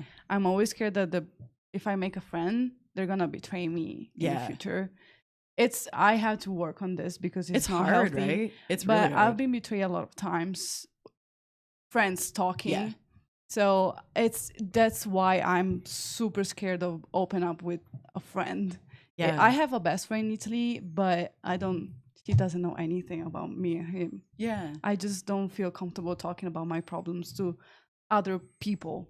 That's it. I think when you've experienced betrayal like that, it does, I mean, it leaves a mark, and it takes a while to be able to figure out what trust looks like for you and like experiment in ways. So yeah, that makes a lot of sense. It takes years, and I think confidence in yourself and the people that you're around, and trusting yourself and the people you is a huge thing. And seeing like who to trust, and I mean, it takes time because I mean, like from how I am now to how I was when I was 20. I mean, you see, the older you get, the more friends you lose, and the more and the closer people you get with. And I think it just, it just takes time. That's all it is. It does. Yeah, I do think that I'm very like selective in who I allow into my like my close personal space, bubble, whatever you want to call it, my inner circle. I do think it's important to have things that you can bounce ideas off of, or people in your life that you can bounce ideas off of, generally because I just think there's a lot of insight to be gained. And I'm not even just talking about relationships here, but like, business ideas. There are lots of people that I hit up about multiple things, even if I'm already pretty sure I know what I'm going to be doing. I feel like there have been so many times in my life where I'll bring something up to someone and they're able to add insight that I just didn't think about or hadn't considered. So I would say that like, while it might be hard to like trust people sometimes, it wouldn't necessarily be a bad idea to continue like looking for that if you can. But and I don't think we actually got to your answer. Oh, yeah. To the That's okay. initial question. No, that's okay. So it depends. I'm gonna take different lessons from different people. I to kind of vent my frustration and stuff like that. Therapy. I have a great relationship with my therapist to help me resolve the problems. My therapist on what actions to take. I'm gonna go to my father, but to then figure out what the ultimate solution is. I will go to who that problem is with. Yes. I don't think, and she is continuing to teach me that it doesn't need to be done that second, which is something I struggle with. Is I go, she's like, I need a moment, and I go, talk to me. No, I get it. And so It's- and so she's working on kind of helping me understand that, give it time. But if it was a problem with her, a problem with someone, I would rather skip the bullshit and go straight to him and go, is this fixable? Yeah. What does it take to fix? And then I'll weigh the options of, I'm willing to do that. Yeah. If not, because it kind of is a negotiation, I think, of you got to give and you got to take. And so it's finding a middle ground. But I'll take advice from pretty much, I am also a very private person. I don't want I will tell my friends brief things, but I will not dig into it with them. But I am protected by a bunch of things with my therapist, so he can't talk about it. And then going to my dad with the direct way to say it to him, and he'll call me on my bullshit and go, no, you're wrong, or hey, do this. It worked for me, give it a shot. And I'll do that. But if I really want to resolve the solution, therapy, talk to the person is my personal choice.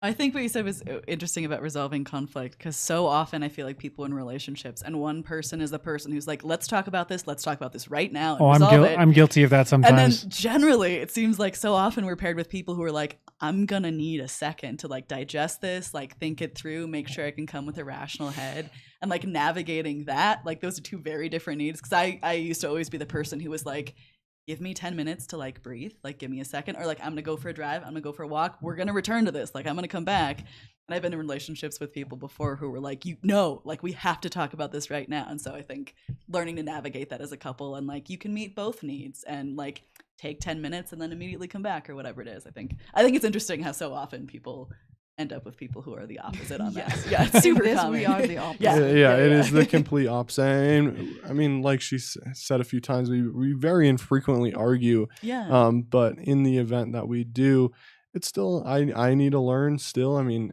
6 months is really pretty fresh. I mean, to anyone. Absolutely. So obviously I think I've made some progress, not a lot. Change takes time for everyone, for everything. But it's more important to me that we kind of find a solution together rather than spreading our information to a bunch of people, because people do talk. And obviously she has more trust issues than me. It's not about not trusting someone won't speak, but you don't need to know about my argument that I had. I had an argument with Alice, and we worked it out. Versus we had an argument, this is what happened. This is what she did to me. This is what I responded with.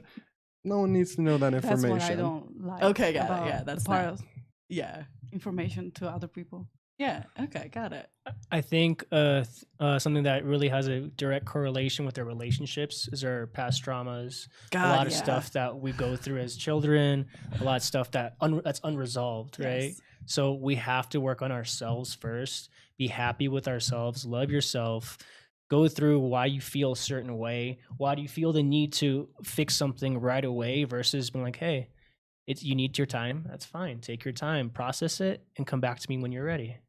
And I think going through all that is super beneficial for growing as a person. And then you're going to have a lot better communication, a lot better relationship, a lot better stability, and all those other things as well. So, how important do you think it is to come into a relationship? You mentioned the word like healed, because I think you're entirely accurate. Our past traumas, past relationship experiences dictate how we function in relationships. Are you of the belief that you need to be like 100% when you enter a relationship, or like how okay do you feel like you have, like how okay do you feel like you need to be before you are inviting another person into that with you? Open question to anyone. Do you feel like you can love that person the way they deserve? That's a great litmus test. Are you too? And I've been there. Yeah. Are you too broken to, at the moment, to be able to provide someone what they deserve?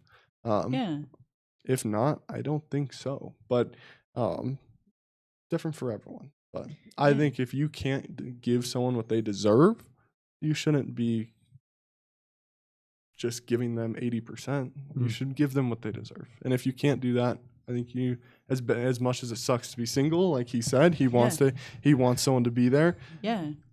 I think no one's ever going to be perfect. And some people, to be honest with you, I've dated girls that don't know how to be loved.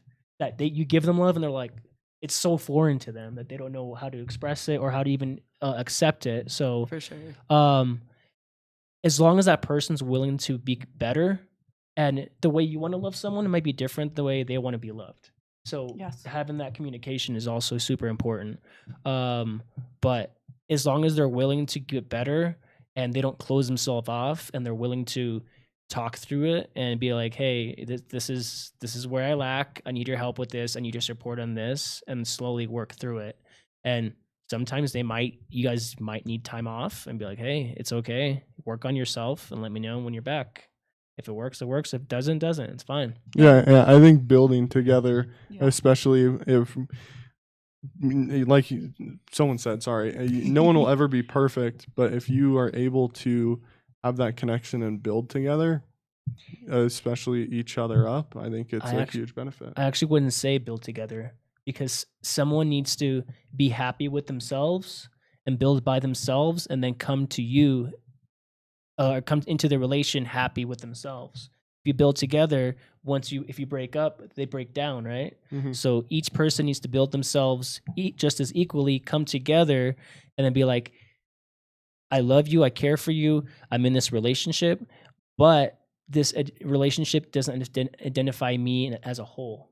Because then, let's say you break up, Oh, for sure. and then Well, I think you might actually be talking about two separate things Yeah, here. I think that like for me, like everything you just said about like being, individually built up before you enter a relationship, fantastic. But I also love building something together with someone on top of that. Yeah. So I think you guys are Yeah. both in the That's- same yeah, kind of boat that's- it's here. a combination. Yeah. You wanted to I'm add gonna something? have to disagree. Oh, interesting. So- All right. I think that, to get into a relationship, you don't need to be 100%. You should give 100% because it's a whole nother person, They're going to have their own traumas, their own Yeah. baggage, and that's just part of the deal. And, you can be in a relationship and still grow as a person, because that's kind of the point of a relationship, is like you are living your own life, but together, if that makes sense. So you're building your life and they're building their life. And then when you come together, after work or after school or whatever, then you guys are still building your own life, like your separate lives, but together, if that makes sense. So, you are going to go through your own hardships every single day, and you're going to be torn down by that. And, there's nothing that your partner can do about it. So yeah, you have to build yourself up. But at the same time, if you just can't, your partner's there to help you build yourself. Yeah. It's like, hey, maybe I could clean out the dishwasher this week. It could be a little thing, but that little thing could be like, oh, it feels like I can conquer the world again. This little thing is taken off of my plate. Now I can, be there for you 100% again. And so I think you can still heal yourself and be in a relationship, because you can give as much love, as you can. It's just harder for some people to love themselves than it is to give love. Yeah. And, being in a relationship can show you how to love yourself.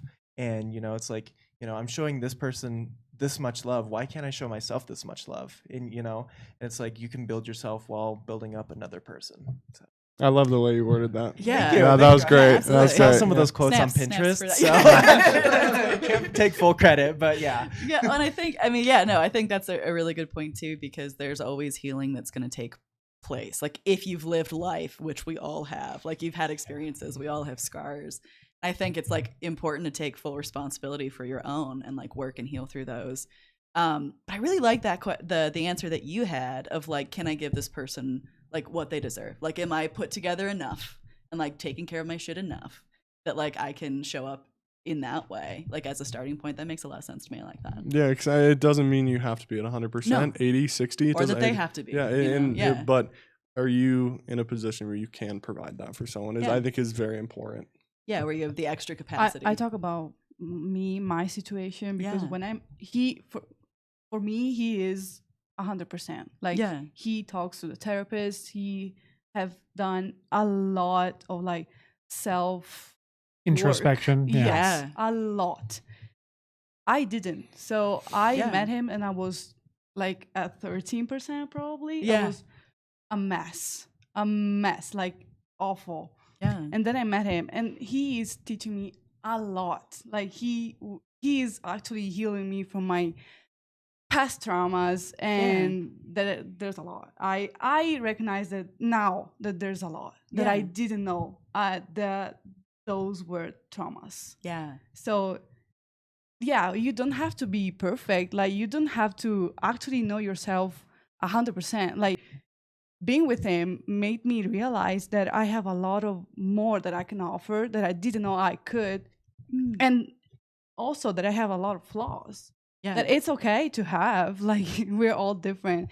So he's working with me, for us, which is so healthy. Like, everybody should work on partners together. Like, he has a lot of flaws. No, not a lot. I love thinking about it. I have a lot of flaws. He doesn't. Like, he has some flaws. Like, we're working on them together. Yeah. We're working, Like supporting each other on through. together. So that's it. Like, we're working together for our benefit.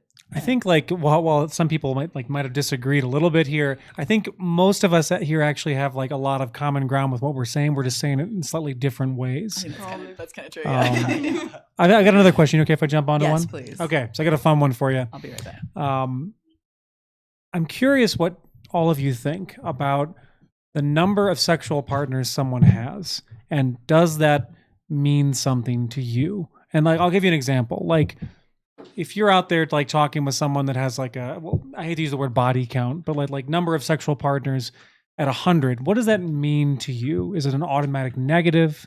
Does it feel like it's a nothing, just a difference in what you guys are thinking about? How does the body count of someone that you're looking to date, how does it matter or not matter to you?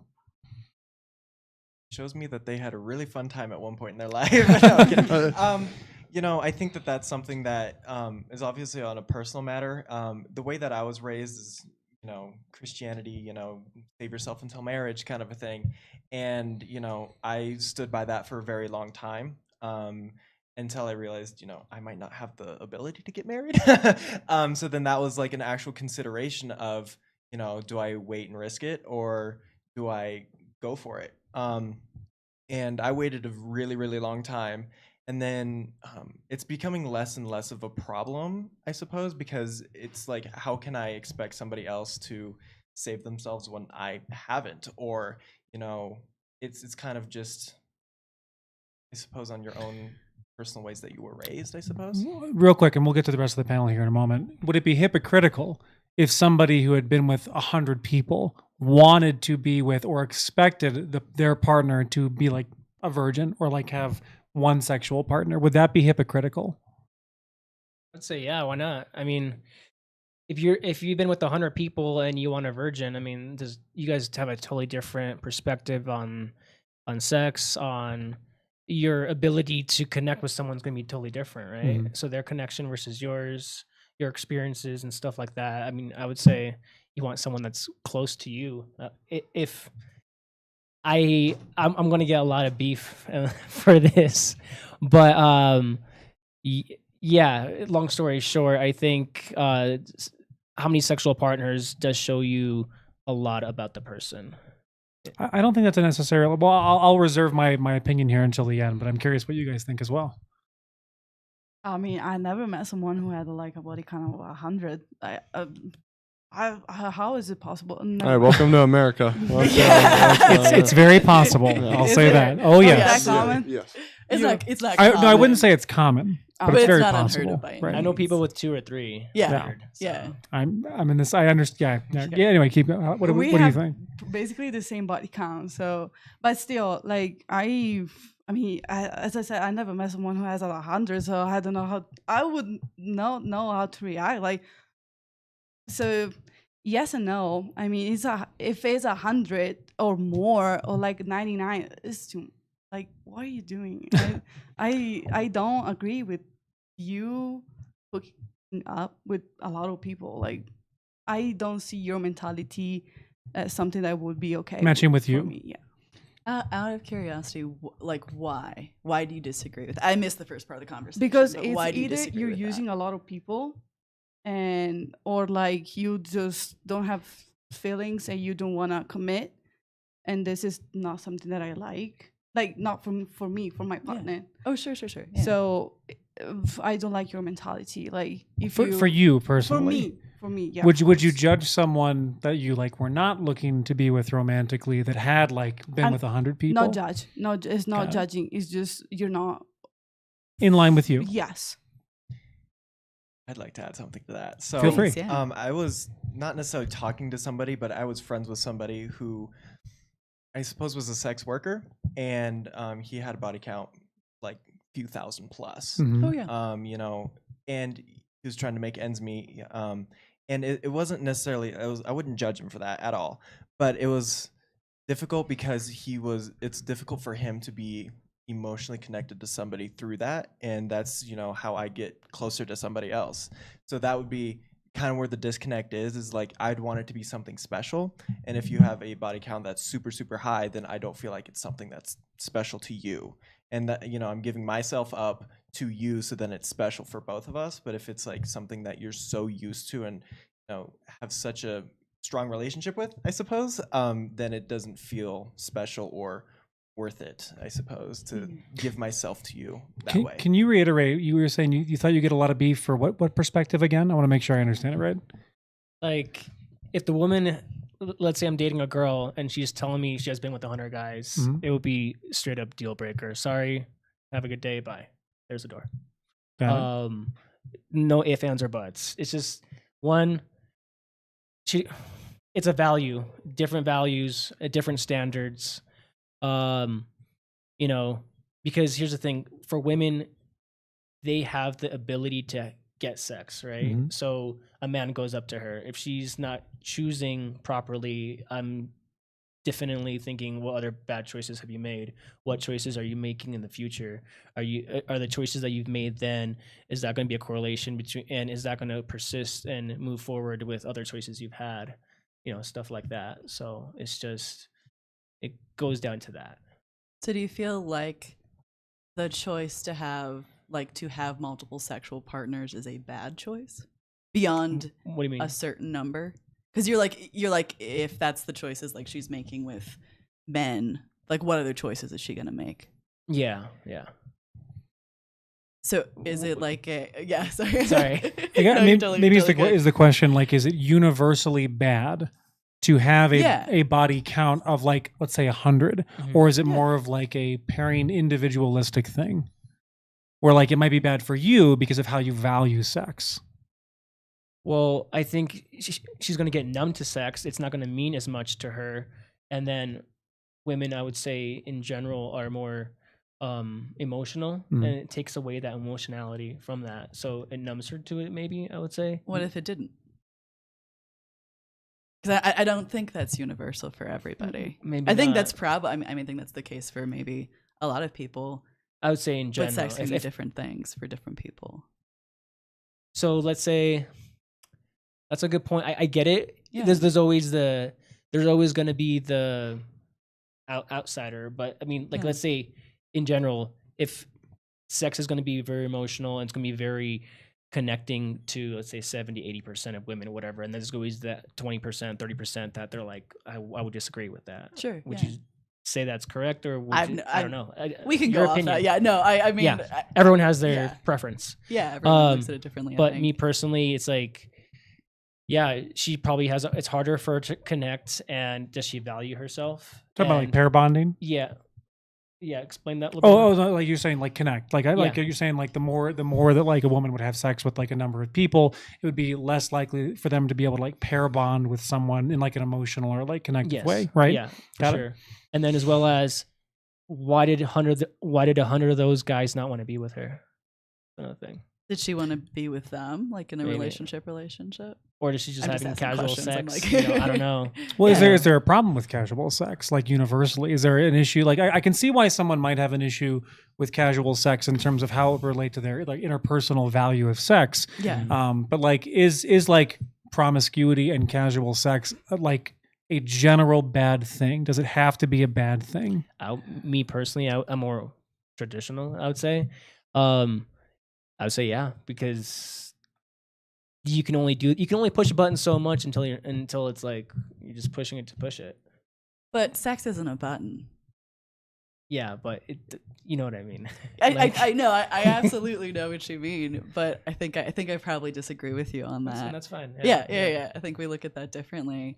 I think it's something that can absolutely be damaging to individual people, and everyone's motivations for like if you're having casual sex are going to be different. But I think there's this narrative that it's like automatically a devaluing or a bad thing, and I don't think I agree with that. I don't think that's accurate. For me, it's like because when you're having sex, you're having all this different chemicals coming in your brain, and your body wants it, right? Too. Yeah. So you might get addicted to that too, right? That could easily be an addiction too. Well, yeah, sex addiction is a thing for sure. Yeah. So yeah. Oh no, feel free. So I mean, I think it's a slippery slope, just like anything, right? And I think me personally, with my values, with how I am, I mean, have I had more sexual partners? But we all learn from it, right? Yeah, absolutely. So there's certain things like, okay, you did something, okay, cool. Well, maybe didn't give me the outcome I wanted. Yeah. If you having all these sexual partners gives you the outcome you want, and you're totally happy, and that's how you want to live your life, perfect. But if you keep doing something and you're not getting the same outcome, let's say you want to get married, but this girl had sex with 100 guys. Well, why can't I get married? Well, keep doing the same thing, but you're not getting the same outcome. So change what you're doing, right? Oh, I totally get what you're saying with that. Like, maybe picking people who aren't ready for a commitment. If you're wanting to have sex and you're just go have 100, 200 people, go for it. But then if you want to, be married, have a relationship, have a wife, have kids, then you're. I don't know if that would necessarily preclude that person from also having that as well. I think that, and here's the reason. Not in the future. Yeah, no. No, and I think that there's a narrative currently, and I feel free to disagree with this, by the way. I think there's a narrative currently in like the dating and relationship realm that like if someone has over a certain number of sexual partners, they're no longer good for like long-term like relationships or monogamy. And I do think that the number of sexual partners that you have it's like a portion of how you view sex. Sex is obviously very important for like most relationships, I would say. So it can give you an idea of like how they view sex as a value. But I think that generally, like, all of us have to have like a personal conversation of what sex means to us, like how we value sex. And I think that you should generally try to find someone that has a similar value of that. Like you could, I would say there's generally like a range that would be like, I wouldn't say like you have to match like the number exactly, but having someone that like matches up with you, like in terms of like sexual value, I think is really good. But I think that there's a problem with saying that like if someone has a higher body count, it's inherently bad. I think that generally needs to be switched to it's just different. But what do you guys think about that? I feel like we're missing, like we are not talking about something that I think it's important, at least for me as a girl. It's like if a man is trying to have something with a girl, it's like, and the man knows that that girl or woman had a lot of men before. Yeah, I think it's not a turn off. It's the opposite. Like for a girl, if I know that, like, for example, him had 100 of other girls. Oh, there's a double standard. Is that what you're talking about? about? We're not saying that's happening. Yeah, absolutely. So I see what you're saying. I mean, it's a turn off for me. If a man knows that I had like 100 men that I had something with, it will be, oh yeah, it's easy. She's easy. Oh wait. Oh, so you're saying that if a guy has had significantly more partners than you, that's a turn off for you. Yeah. But you feel like men see it as a turn on if women. Yes. Interesting. That's like super. I think about this like on my daily basis. Yeah. Okay. Wait, yeah. I completely. Could you repeat that? I think that is like so different than what I've heard from most people. So I'm very interested by that. So I would, if I understand correctly, if a male partner has had significantly more partners than you, like, no, not interested. And not necessarily my partner. Yeah. Like, right. Someone but like in general. Yes. Yeah. But So, if a girl has had more, you think more guys would be interested in her. She's something not I got you. okay. Yeah. No. I know I can, but I just don't feel comfortable. No, you don't have to swear. It's all good. So it's the opposite for men. If a man had a lot of partners, or not partners, just people who hook up with, it's a turn off for girls. I mean, I had a lot of different comments for like that. Almost seems like counter to what I would say most people in the relationship or like space would say. Actually, that's an interesting perspective. That's what I don't know if someone agrees with that, but I feel like as a girl, I would I don't know. I feel like girls seen. I feel like they get a lot of bad judgments from girls and men. Yeah. Oh yeah, from like both sides. Yeah, if you had a lot of partners or like sexual partners, you feel you're a bitch. Yeah. Oh yeah. For a man, Like it's a not whore like that. or whatever. Like A man can have 1,000, 100 of other girls who had something and be fine. Yeah. He's a badass. He's Player. A player, whatever, yeah. Like yeah. So yeah. no. Yeah. It's- No, I think that it's like, really important for me to discuss about this because it's not the same as a man or a woman. Yeah, I agree that there are very different standards in how it's spoken about and how people are treated. Yeah. Additional thoughts on this from the panel? I mean, I'm very interested in what everyone thinks here. So Would you think men have to earn it because they have to show value that they can get it? like it's harder for men? What do you mean Or earn like it? earn like can you repeat the question? Yeah, like a man, for him to have a higher body count. He not saying it's right, but he has to earn it. He doesn't just get it. Oh, you mean like access to sex essentially? Yes. Like the women have it easier for access wise? Yeah, they have access to sex. They choose yes, no, yes, no, yes. Oh, no. I think it's generally harder for like a man, a man has to show value, show that he's Sure. presentable, show that he's a valuable man that she wants to have sex with. Well, is there like an overall point that you're making about that though? I would just say I would say it's different. I'm not saying it's right, but it's just different. Like a man has to earn it versus. I think it's harder for a man to like achieve a higher like number of sexual partner count based on access to sex, Yeah. but I don't think it's inherently like better, if that makes sense. Yeah, for sure.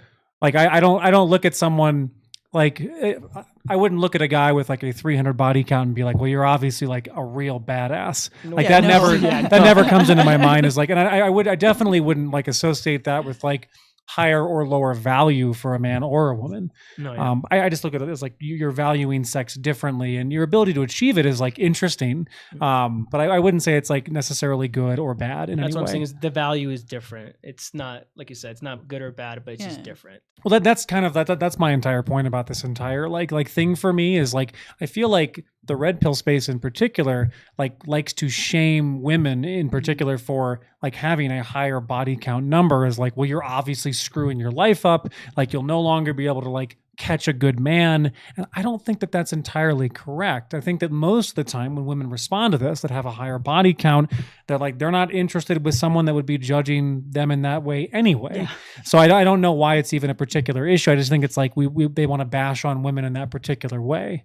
But if that's not what they want, that's fine. And Yeah. you're allowed, Absolutely. You're allowed to have that standard, and that's cool. And then if you're not okay with that, then cool. But I mean, Yeah. 100%. she can find someone else that might be okay with it, which is good. Right. I will say that, like, the number of sexual partners that a man or a woman has will change the amount of people that are going to be interested in you. But I don't think that's a bad thing either. That just happens to be like, your sexual, like, or like sexual partner preference, like as like one element of like how important or, how you value sex essentially. Does that make sense what I'm saying? Yeah, and I think because you said you're kind of more traditional, and that's 100% the background I came from. I came from a Same here. extraordinarily conservative Christian background, where like your only worth as a woman was your virginity, period, end of story. And so like, and there was so much judgment around sex or anything like that.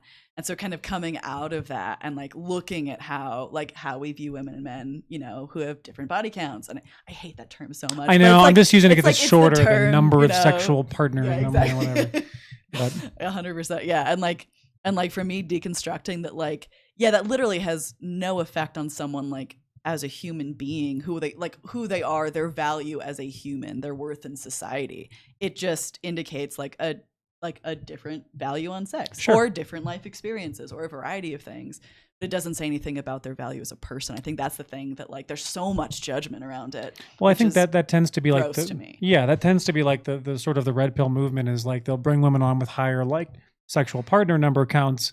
I hate that. I body count is just so much easier. Yeah, anyway. We're just gonna say body count. And then it's like, well, you'll never find a good man. And I think that's such, I don't think that's accurate in any way. But I'm curious if you guys disagree with me too. Well, when going into that, like, I don't think it's just the sexual partners, but it's also stuff they talk about like OnlyFans. Like, That's a big thing. That was a big Yes. thing, which I truly agree with. If my girl's naked and doing all that stuff, no way. Sorry. Well, as a preference, I think that's fantastic. But like, I think there's a difference between body count and then you doing stuff like that, and obviously your kids seeing that. Well, or let's your talk family. about that too. Yeah, go for it. Yeah. I think that, like, this is obviously like, well, I mean, they're semi-related. I think, like, I think you could probably compare, like, if you're taking like the extreme version of, like, let's say there's a woman that's been with 500 people, like that probably has some impact on like how they value sex in terms of how you view it, in the same way that someone who, like, shows risque photos or, boy girl content or whatever you want to call it on OnlyFans might also explain how they value sex that might not mesh with you. But I don't think it's like an automatic negative. I think it's more of just like, obviously it's going to change your dating pool to a particular degree, but I would imagine that at least as long as you're having that conversation with yourself, like, not that I'm going to have an OnlyFans account, I don't particularly care, only beards, whatever. That's right. I think as long as you're having an internal conversation with yourself about like any action that we take in the dating world having an impact on like our dating pool, like thinking about how it might affect you, as long as you're comfortable with that, I don't see a problem with it generally. And that goes for almost anything, I would say. For sure. But then, like you said, it changes your dating pool, but also for people that do have that standard, they should not be shunned for that either. Oh, no. I'm 100% talking agreeing with about you too. People who have the standard of they don't want to be with someone who Perfectly fine. was a sex worker, is a sex worker, or was on OnlyFans. Like, people who don't want to be with someone like that shouldn't be shamed for that preference. They should be like, I mean, just like anything, right? Like, you're allowed to have your standard. If I'm like, hey, I don't want a girl that's been with whatever a certain amount of guys. I don't want a girl that isn't on OnlyFans and this and has this type of values. You're allowed to have that. Yeah, that's Just like anyone else. 100%. Just like anyone else. 1,000%. Yeah, And that's the thing is, 1,000,000%. if someone trillion. wants, sorry. well, like, the standard's okay. You can have it. If you want to be crazy and freaky and go do crazy stuff, go do it too. But know that there's certain people that aren't going to want that, and that's fine. Yeah. But like you said, the dating pool just changes. It's like in all these different little. I think that That's a good way of looking we're at in it, complete agreement on that. I think that the problem that I see generally is the language and manner in which people in this particular space will go about casting judgment. It's very like adversarial. It's like you're messing your life up. No It's one very good will devaluing. ever want you. It's like you're devaluing yourself if you do X, Y, and Z. And I don't know if that's necessarily the case. Yeah. I think it generally just changes your dating pool and can dramatically. But as long as you're like thinking about that, I don't know if there's much of an issue generally. I mean, I would say they're also doing that for effect, for drama, for people to click and. Well, to- financially, for sure. Yeah. So I mean, Are you talking about the podcasts that have those people on? Is that what you're talking about? yeah, they're like yelling at clickbait. the girl. Oh, gotcha. Yeah. The girls that are going there, one, they know that's going to happen. They're not. I they're not hope they're obliv- aware. in It's a advance. I really symbiotic hope so. relationship. They're not Yeah. oblivious. And then they get yelled at for it, and then that gets turned into clips, and everyone makes money. Well, I think like, the Whatever podcast is one that has OnlyFans girls on just about every single episode, Yeah. almost every. I mean, I've listened to a ton of it. Whatever's like a big red pill podcast, generally speaking. But I mean, I've even heard some of the OnlyFans models talk about how they get pretty massive like subscriber ups as soon as like they appear on that podcast, which is all about shaming them. Sorry, my dogs are having like a crazy day above us right now. the dogs are like chucking toys around the hardwood floor. They're like, "Oh, you're doing a live podcast?" Like, fuck you. Gosh. Anyway, but like they'll have these people on because like I think they both monetarily benefit from it. Yeah. But I mean, like, for example, it's like if some. oh my god. No, So I started normally barking. we have like dog nanny, which is my wife upstairs. She's Yeah. not around at the moment, so my dogs are running rampant, and howling at Have nothing. the time of their lives up there. Oh my god. Sorry, please continue. Phil. You're okay. If you're like, I mean, obviously, like, you should have good values and not put anyone down. If those women are choosing to be on there, Sure. and they're choosing to, and granted, some of them maybe, I mean, there's two different ways approach of it. Is one, they're making that for money. Two, they're maybe trying to really put it in their brain so they change. Maybe that's probably not the right idea. They probably need other ways, if they do want to change. But I mean, you're allowed to have whatever you want, and they're choosing to be on there. So it's like, it is what it is. Mhm. But also, you can also be a Christian, you can also go to church, and you also have, you know, God in your life and have that full standard, and that's fine too, but not judge other people and have a normal monogamous relationship, and that's fine. And if you want to do anything in between, that's on you. So Yeah. Any additional thoughts from the panel here? I never kind of started off in the original question, and I didn't jump in because I don't have a ton to add. Oh, that's okay. You don't have to. That's awesome. The only Everyone kinda- figured out you can change the colors. Yeah. Oh, yeah. I only. Oh, there's like my- there's a little button right here. If you hit it, like it's like a little touch button, Oh, you can okay. change it. So if you didn't want to be the changing color one, but Yeah, the only kind of thing that my mind kept going back to is I've met a handful of people with north of 100. how did that come up? By the way, I'm curious. Did you I mean, did they volunteer that info? yeah, they volunteer Okay, the cool. information. I'm not asking about it. You're not walking I around don't being wanna- like, "Hey, what you got?" Yeah, it's more. It comes up, and I'm like, interesting. My mind does not immediately go to, oh, what's your value? It goes, why? From every one of them is relatively close to me, and I've asked him why before, and I think there is a double standard as well. And as much as it is harder for men in some way, he just uses the 100 to 1. He's going to ask 100 women, and Oh, one of sure. them's going to say yes. voluntary Perseverance. Yeah, and so and I my mind immediately goes to why.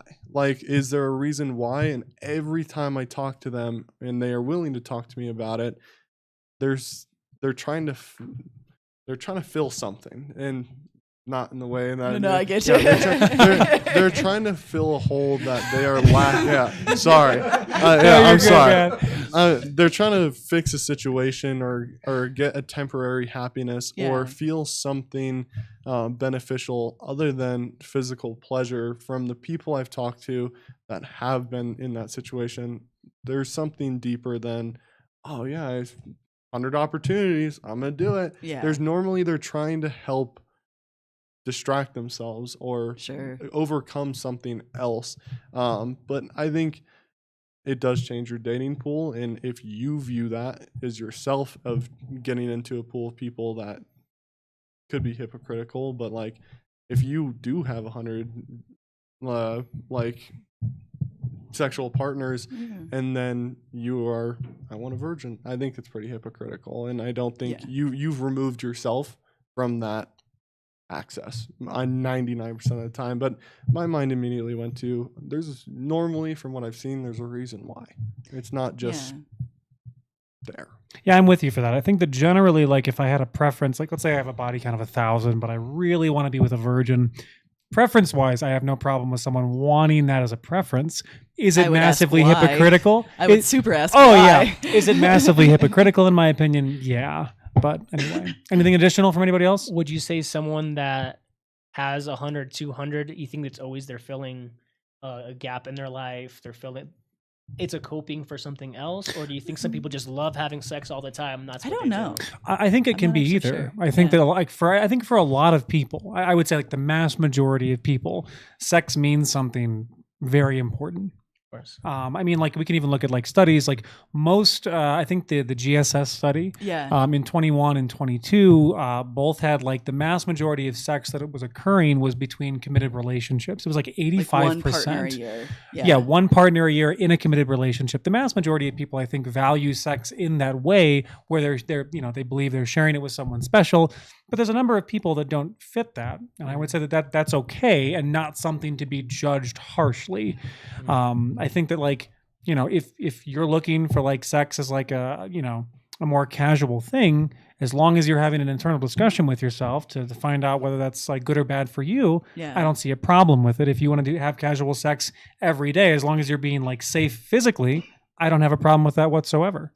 Yeah, and I think going back to like knowing your reason why, Right. I think that's like that introspection I think is really important, because I don't know the answer to your question. I imagine it's got to be different for Yeah. different people. I think yeah. we're emotional beings and we try to cope with things the only way Yeah. we know how. Oh yeah, If it's going to the gym, if it's sex, if it's whatever. yeah. And We go back to those habits. you know? yeah, exactly. Yeah. Okay, I have a bit of a topic change. Rocket. Also, just brief. Is everyone good on water? Does anyone need anything? 'Cause Are if you guys you- good? if You you- need some more water? Yeah, I want to. Oh, one's upstairs. Yeah, absolutely. No. Um, I can go get it. I got it. Let me cue up the question. Okay. And then We'll wait for the panel, then I'll get away Yeah, with so I'm yeah, not yeah, on exactly. camera. I'll ask the question. Yeah. And then, so I read a fascinating book this week. My dogs ate it because apparently they didn't agree with the title. It's called Why Women Deserve Less. It's by a very I didn't realize it was such a thin book. Oh, I'm sorry. That's mean. My bad. My bad. I literally got this secondhand from Amazon. I was reading it and I came home and my dogs had like eaten it, hence why it looks so funny. I guess they just didn't like the title, but it deals with a lot of stuff. It's from a very famous podcaster from Fresh and Fit. His name is Myron Gaines. The title is obviously very provocative for a reason. I would say I actually agree with like 30% of the points he makes about like bettering yourself first, focusing on like your life, your career, all of that.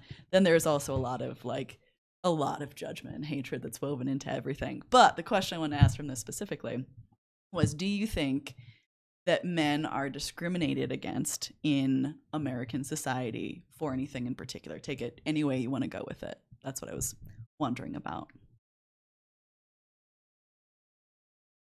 I think so. Yeah. I mean, Yeah. I mean, just for anything, yeah. You know, a lot of guys could be judged based off of their body count, like we've said Okay. before. Yeah. A lot of guys can be judged based off of what's happened to them in the past, you know, Sure. whether wanted or not. Yeah. You know, if you know, you could be seen as weak. You Yeah. know, seeing a man cry in public, it's like, what is wrong with that man, and not like, oh, what did he just go through? Like or emotional this, that, or the other expression. thing. Yeah. Yeah. I think men have a lot of stereotypes that, you know, aren't necessarily true. Yeah. Especially for like me, I suppose. Yeah. There's a lot of stereotypes that just simply aren't true. You know, like I can't drive cars really well. No, I did that professionally. that's like that a I can drive stereotype? just fine. Is Yeah, that like no, a- it's a stereotype. Like gay people can't drive. What? I'm like, no, like come on, bro. Who the fuck is saying that? Yeah, I know, right? Like, come on, race me, bro. Yeah, Like, exactly. damn, bro. Yeah, no. So there's like a lot of stereotypes that I've personally been through, Yeah. just because of the people that I like, and it's not Sure. necessarily. And the only time that those judgments come up is when I tell them. Mm. Generally speaking, I get by pretty well without people knowing. Yeah. I mean, at Porsche, it took them like 2 years for them to figure it out because Yeah. I told them at that point. Got it. Or I slipped up and was like, oh, by the way. Yeah. And I'm not saying that that's a bad thing. It's just, you know, it's not something that I personally parade around because it's not everybody's business to know. Sure. And obviously, since we're talking about relationships, y'all need to know. But Thank so you. yeah, of course. And you know, it's like, you know, my entire life has been like manual labor and like, you know, Yeah. working, and I know how to weld, I know how to use a plasma machine, like I've built buildings, and it's people are so surprised and they're like, are you sure you're gay? And I'm like, what's that even supposed to mean? Like, I'm still a man. Like, No, I'm in construction. I'm definitely like, there's no way Yeah, I could no. be gay. yeah, Clearly. no. And What? it's like, it's kind of funny because they're like, oh, I never would have guessed. I'm like, oh my God, is that better? It's like, you know, it's kind of like you're putting on a face, but it's like, you know, just because I am this way doesn't mean that I'm a different person. It's just simply Yeah. that you know now. Yeah. And so I've been through a lot of stereotypes through that way. Yeah. You know, it just seems more feminine or this, that, or the other thing, which is not necessarily true at all. Yeah. So yeah, I've personally been through a lot of stereotypes, and I know that my brother has, who's a straight man. Yeah. Just in terms of, you know, just going through life as a man, I suppose. You know, there's just a Yeah. lot of stereotypes about being a dude. Yeah. No, yeah. I mean, I think that's very accurate, and Mhm. that's one of the reasons that Aaron and I started this podcast, because I feel like there are some issues that like people feel like they can't talk about that men specifically face, because it's like you get your hand slapped because it's like, well, no, we have to talk about what women are facing, and I think both are true. Like two things can be true at the same time. Also, we're gonna pause for a water break here. Sorry. Aaron has returned with I only have beverages one for Fresca. everybody. Hold on. I only have one Fresca. You asked for it No, first. she can have it. No, you're good. Take it. Chivalry. I'm Chivalry's set. not Yeah. bad. Do you want And it? said, okay, thank Take you. it. Thank you. Thank you. Anybody else want one? No? No. Sure, why not? Yeah, Yeah. I'll take one. Yeah, there you go. There we go. You want one too? Yeah, sure. Wow. Okay, so going back to the question, for anyone else who wants to answer, do you think that there are ways in which men are discriminated against in our society, or issues that they are specifically facing that we should talk about? I think honestly, a lot of women, well, I'm not gonna, let me phrase this differently. Men are starting to be hated. Like women are starting, in general, I would say, are like just kind of like disregarding men, kind of just like, oh, like don't look at me, don't like you can't go try to be in public and just be like, hi, how are you, how was your day, it's a pleasure to meet you. Like it's everything is just kind of like going downhill from what I see in my, And like, okay, like you've experienced that. no, more like it just in society I feel like women are putting men down a lot more, Yeah. Okay. you know, as in it's not okay to go up to a woman, it's not okay to be like all the standard things that I kind of grew up with is kind of being thrown away, which I don't agree with, but that's just my opinion. Yeah. Okay. Interesting. Kind of know what I mean? Or No, yeah. I do, and like I said, I'm interested in like listening. I do think that there is a lot of demonization, and a lot of like putting men down in general, and oftentimes it's done jokingly, but it's pretty pervasive of like all men are trash, Yeah. or like extensions of that I very deeply disagree with. Now, that's like oftentimes that's like rooted in hurt or whatever, but it doesn't change the fact that I do think men are viewed a very specific way. But I was curious if you have anything to add to that. Yeah, I obviously 22 years on this earth. Yeah. So not as much experience as you, but I've even my limited amount of time, I've seen the change of, oh well, we don't need men, and like Right. and you don't need us. Like Yeah. that's fine. You can do whatever you want. And that's fine with me. But still, like you said, a lot of it is partially jokes, but it's a little intense. Like Yeah. when I hear someone my age go, "Oh, men are trash," I'm like, Yeah. do you really mean that? And if you do, don't generalize everyone, but this goes for everyone. Yeah. No matter your skin tone, where you're from, gender, everything. Yeah, those generalizing statements. You are gonna get generalized no matter what. So is it worse than what I think some other people are experiencing? No. Yeah. I think welcome to the party. I think honestly, as a straight, white, heterosexual, or sorry, straight and heterosexual the same, male, I think honestly, it's about time for us to get something. Like for a long time, we were kind of the ones putting people down. And so as much as it's not fun to experience it, can you explain that a little bit more? What do you mean? I think I'm trying to be careful with my word choice. That's okay. That's why take your time. That's why I'm like, totally fine. I'm being very careful. I think for a long time, we were the ones putting people down. Like, as you mean like men as a collective? Yeah, as a collective, as men, in positions and then of power, capitalizing on that. There's been no female presidents. There's like very certain things. There are a lot of opportunities for men that aren't here for women. There's a lot of opportunities for white men versus other races. I think we kind of it's time for us to get a little bit of slack. Like I'm being very careful, so I'm probably not showing exactly the best of what I'm trying I get to what say. you're saying. But I get what like, you're saying. it's, if you watch a movie and you look at a slave movie, the owner's gonna be white. There's gonna be black men in the fields, black women in the fields. White men have been in a position of power for how long? And it's just kind of, I'm not saying I agree with the hate that anyone gets or anyone is portrayed, but I think everyone gets shit. And I think we get less shit than anyone else. The initial question was, are men being discriminated against? Yeah, are there certain ways in which men in particular are discriminated against, or issues that they're facing in society? Was the original question. I'm just making sure. Yeah. And I would add on to what you're saying. If this is a topic that interests anyone, a book I would highly recommend is Of Boys and Men. It's a very well-researched book looking into like statistically, like educationally, legally, like in court systems and family, what men in America are facing and how in a lot of ways they're falling behind. Like now education rates for women are so much higher. Like there are a lot of areas in which women are excelling beyond men because of like so many movements and the pressure to don't oppress us and all of that. And I think it's one of those things where I'm like, I think we can build a better world for everyone, right? Like there's got to be a way to do that. I'm probably an idealist and it's out of my mind on that, but I do think there are issues that are facing men that we could address at the same time. I was not smirking at you, by the way. My dogs were doing something crazy above us, so I was like, You're "Oh like, my god, what's happening?"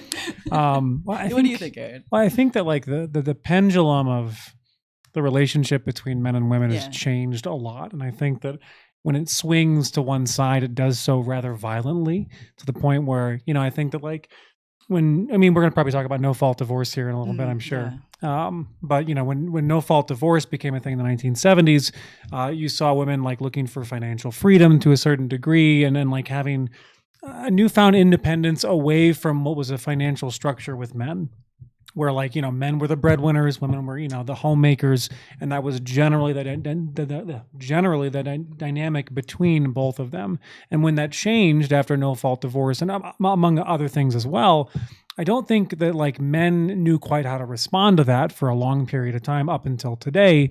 Yeah. I feel like men have, and I'm not blaming men for this like per se, but I feel like men nowadays don't know what to like, and I hate this phrase, but like bring to the table if it's not financial security.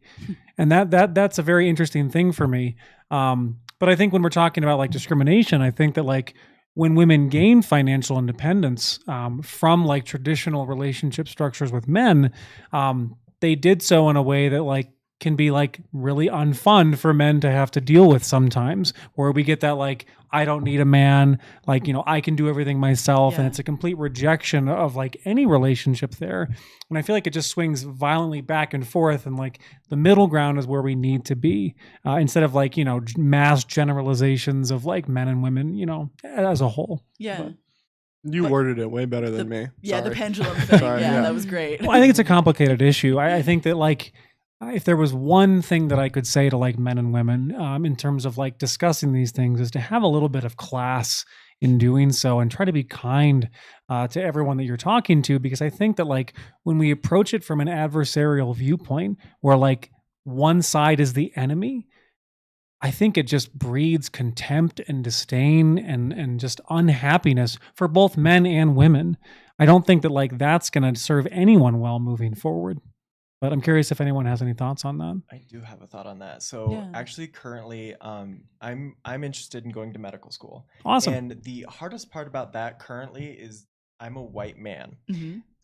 It's really interesting to say that, just because a lot of medical schools want way more diversity, Yeah. because they want people of color, they want women, they want, you know, all of these things. And I'm kind of stuck here. It's like, you know, I could have like some of the best test scores, but because I'm not the certain color or gender, I'm not going to get in because I'm not diverse enough, you know, because, you know, my card only gets so far, right? You know, and it's like, it's I could put in as much work as I want, but it's ultimately like, you know, just because I'm not born a certain way, you know, I'm being, you know, canceled out for whatever reason. Like the pendulum going. Right, like, exactly, yeah, like what that everyone else pendulum. is facing. Yeah. Right. And it's like, you know, that's seems to be the biggest problem right now, is because you got the test scores, you got this, but, you know, you can interview well, you got good people skills, but, you know, you're not adding to this diversity.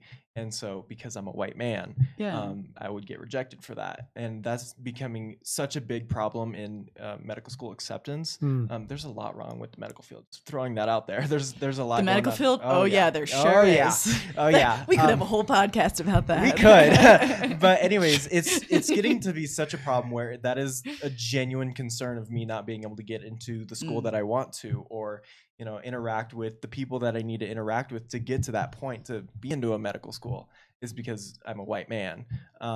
Because I guess I've had too much privilege for too long, even though I'm only 19 years old, and I had nothing to do with, you know, the people 400 years ago who made some really poor decisions. Like, I had nothing to do with that. You know what I mean?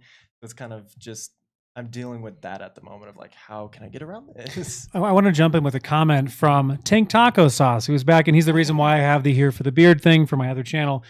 His comment was, at least I think, actually, I don't know. So Tank's comment is, when a man doesn't provide everything, money, safety, height requirement, emotional support, they get left in the dust. Men lose in the family court, kids' money. I think, yeah, I generally understand what he's saying there. I'm curious, like, do you think it's fair? I mean, let me ask this question. Do women expect a man to be like successful career-wise? And is that fair over like what men might expect in a relationship from the woman? So men have a huge expectation. Like women expect so much from men, but goes backwards and it's not the same. It doesn't equivalate.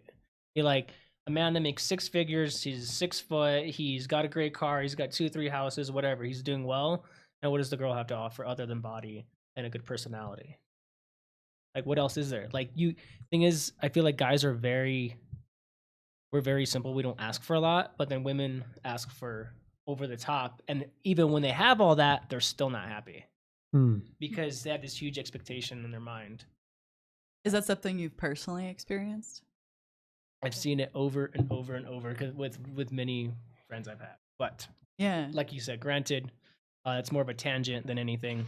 Oh yeah, no, I wasn't. I was just curious, like, of your experience with. Well, I mean, you know, like, what does the guy have to offer? But going back to your other question, what was the other question again? Prior to that, the discrimination one. Do men face more, or men facing things in society? Prior to that, I forgot what it was. No, you're good. You're good. The comment was about when a man doesn't provide everything: money and safety, support, height requirement, emotional support. Was it that one?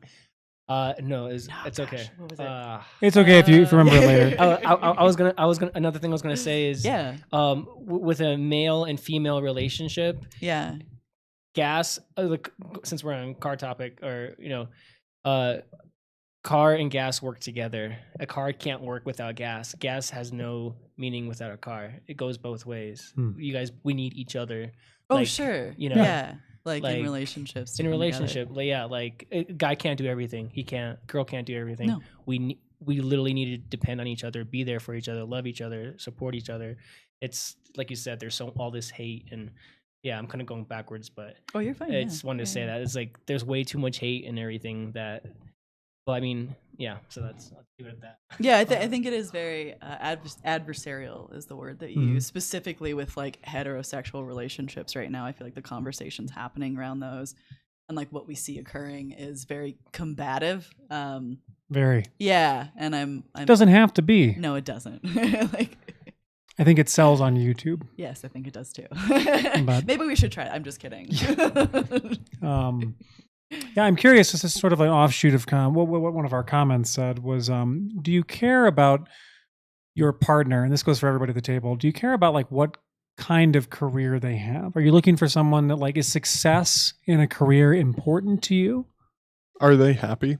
Are they happy? Do they feel fulfilled? Do they have a reason to get up in the morning? If that's a yes, I don't care if you are a doctor or you are anything, work at 7-Eleven, and hey, no shame if you do that, but there's tiers to stuff. But if they find value and they find happiness in what they do, I don't care if you make less than minimum wage. If you're happy, I'm gonna be happy with you. Yeah. Okay. Additional thoughts? Yeah, I do have additional thoughts. So a big problem with me getting to know somebody else that I've run into quite a few times actually is, they're like, oh, what do you want to do with your life? And I'm like, oh, I want to be a doctor. 9 times out of 10, they're like, oh, looks like I won't have to work a day in my life. And I'm like, oh, really? I get that a lot.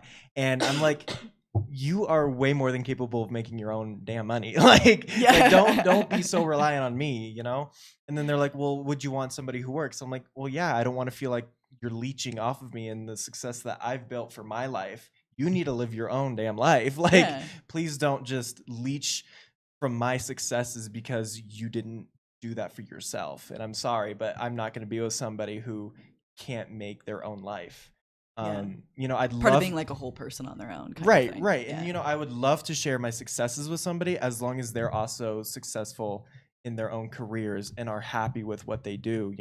I don't care how much you make, but if you are making your own way in life and not leeching off of me or leeching off of your parents, God, that's horrible. I see so many people leeching off of their mom and dad. I'm like, bitch, get a life, bro. Like they made that money I for feel like themselves. that goes like into like mid-20s now. Yeah, That's sort of like the I'm standard. dude, Yeah. come Well, on. I'm a really big believer in thinking that most people that enter into relationships, at least after a certain age, right? Like I'm not expecting you to have a career at 18, but I think that like men and women should have the ability generally to financially provide for themselves, even if that's not what they eventually do in a relationship. If somebody wants to stay home and be with the eventual kids, totally fine.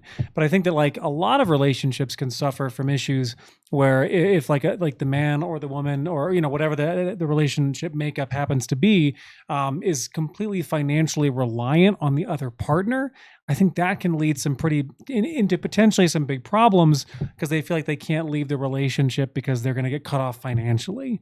So I think that most people should have a fallback, something that they could like make their own money with before they enter into a long-term serious relationship after a certain age.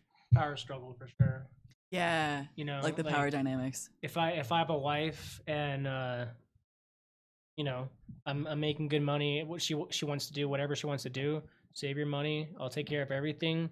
You have your own money, so you feel independent and you have everything you need, and do that, and like I said, it doesn't matter what as long as you're happy. But yeah, right. Like it seems like pretty universally like the personal fulfillment of like pursuing something for yourself, being happy with it.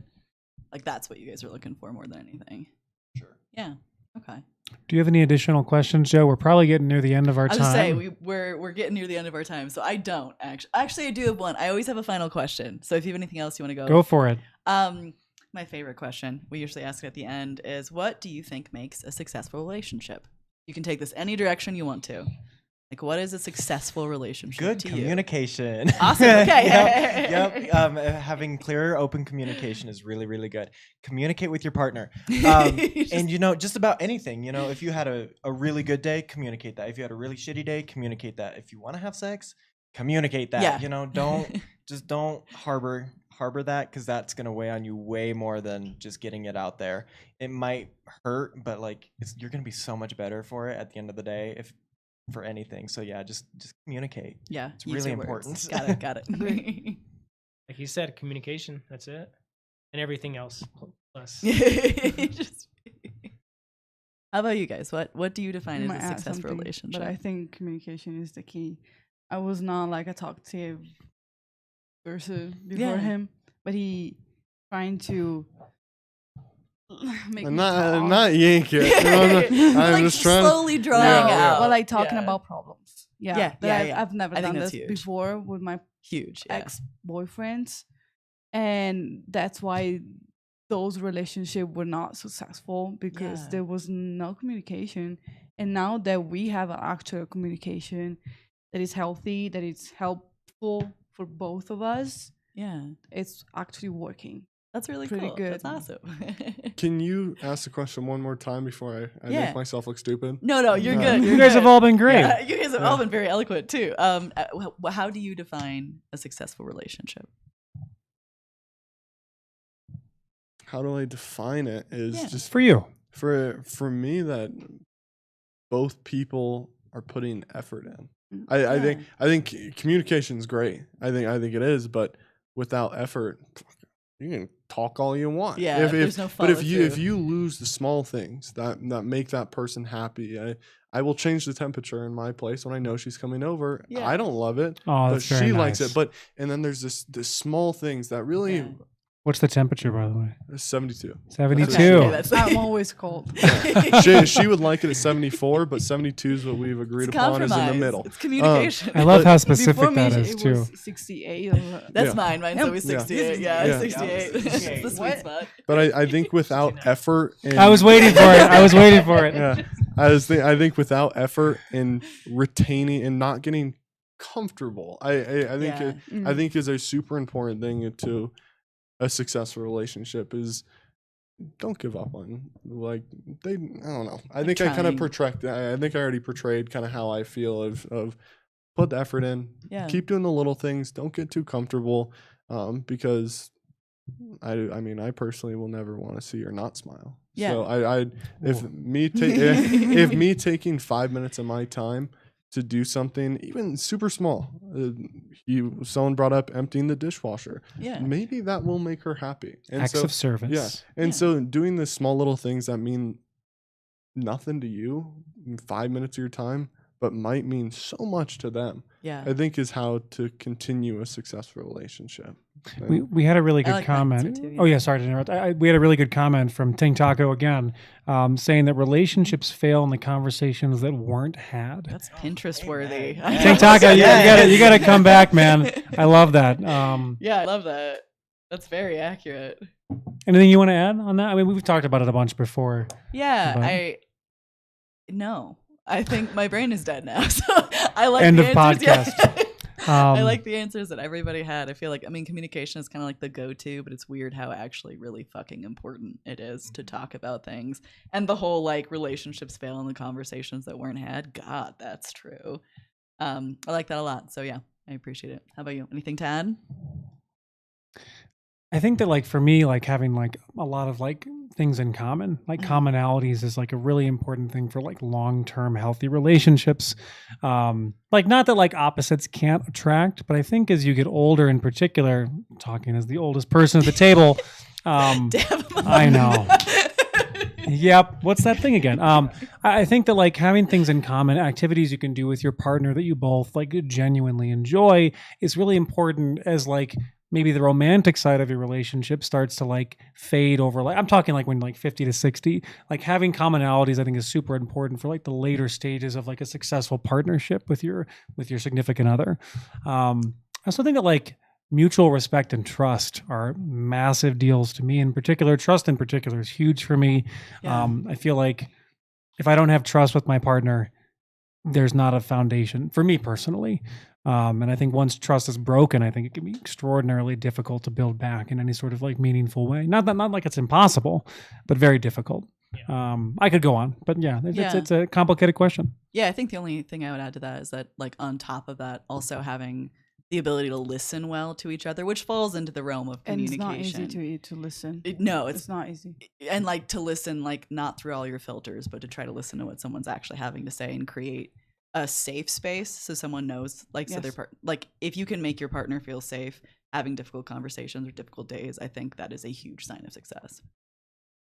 Well, this was a heck of a panel, guys. Thank you so much. This is Thank maybe one of our you. longer I podcasts think that so. we've done. Yeah, absolutely. Which is surprising because it doesn't feel that long, but this was awesome. Thank you Yeah. guys so much for being here. If you guys are watching this, make sure to sub to the channel. We love having you here.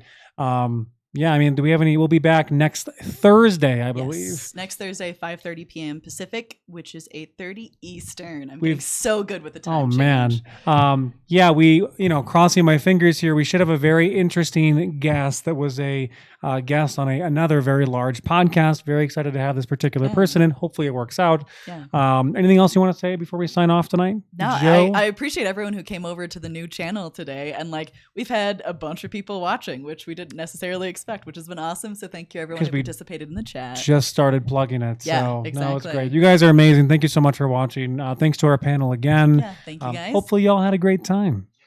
Yeah. All right, and we'll Awesome. see you next Thursday. Bye, guys. Take us out, Darian.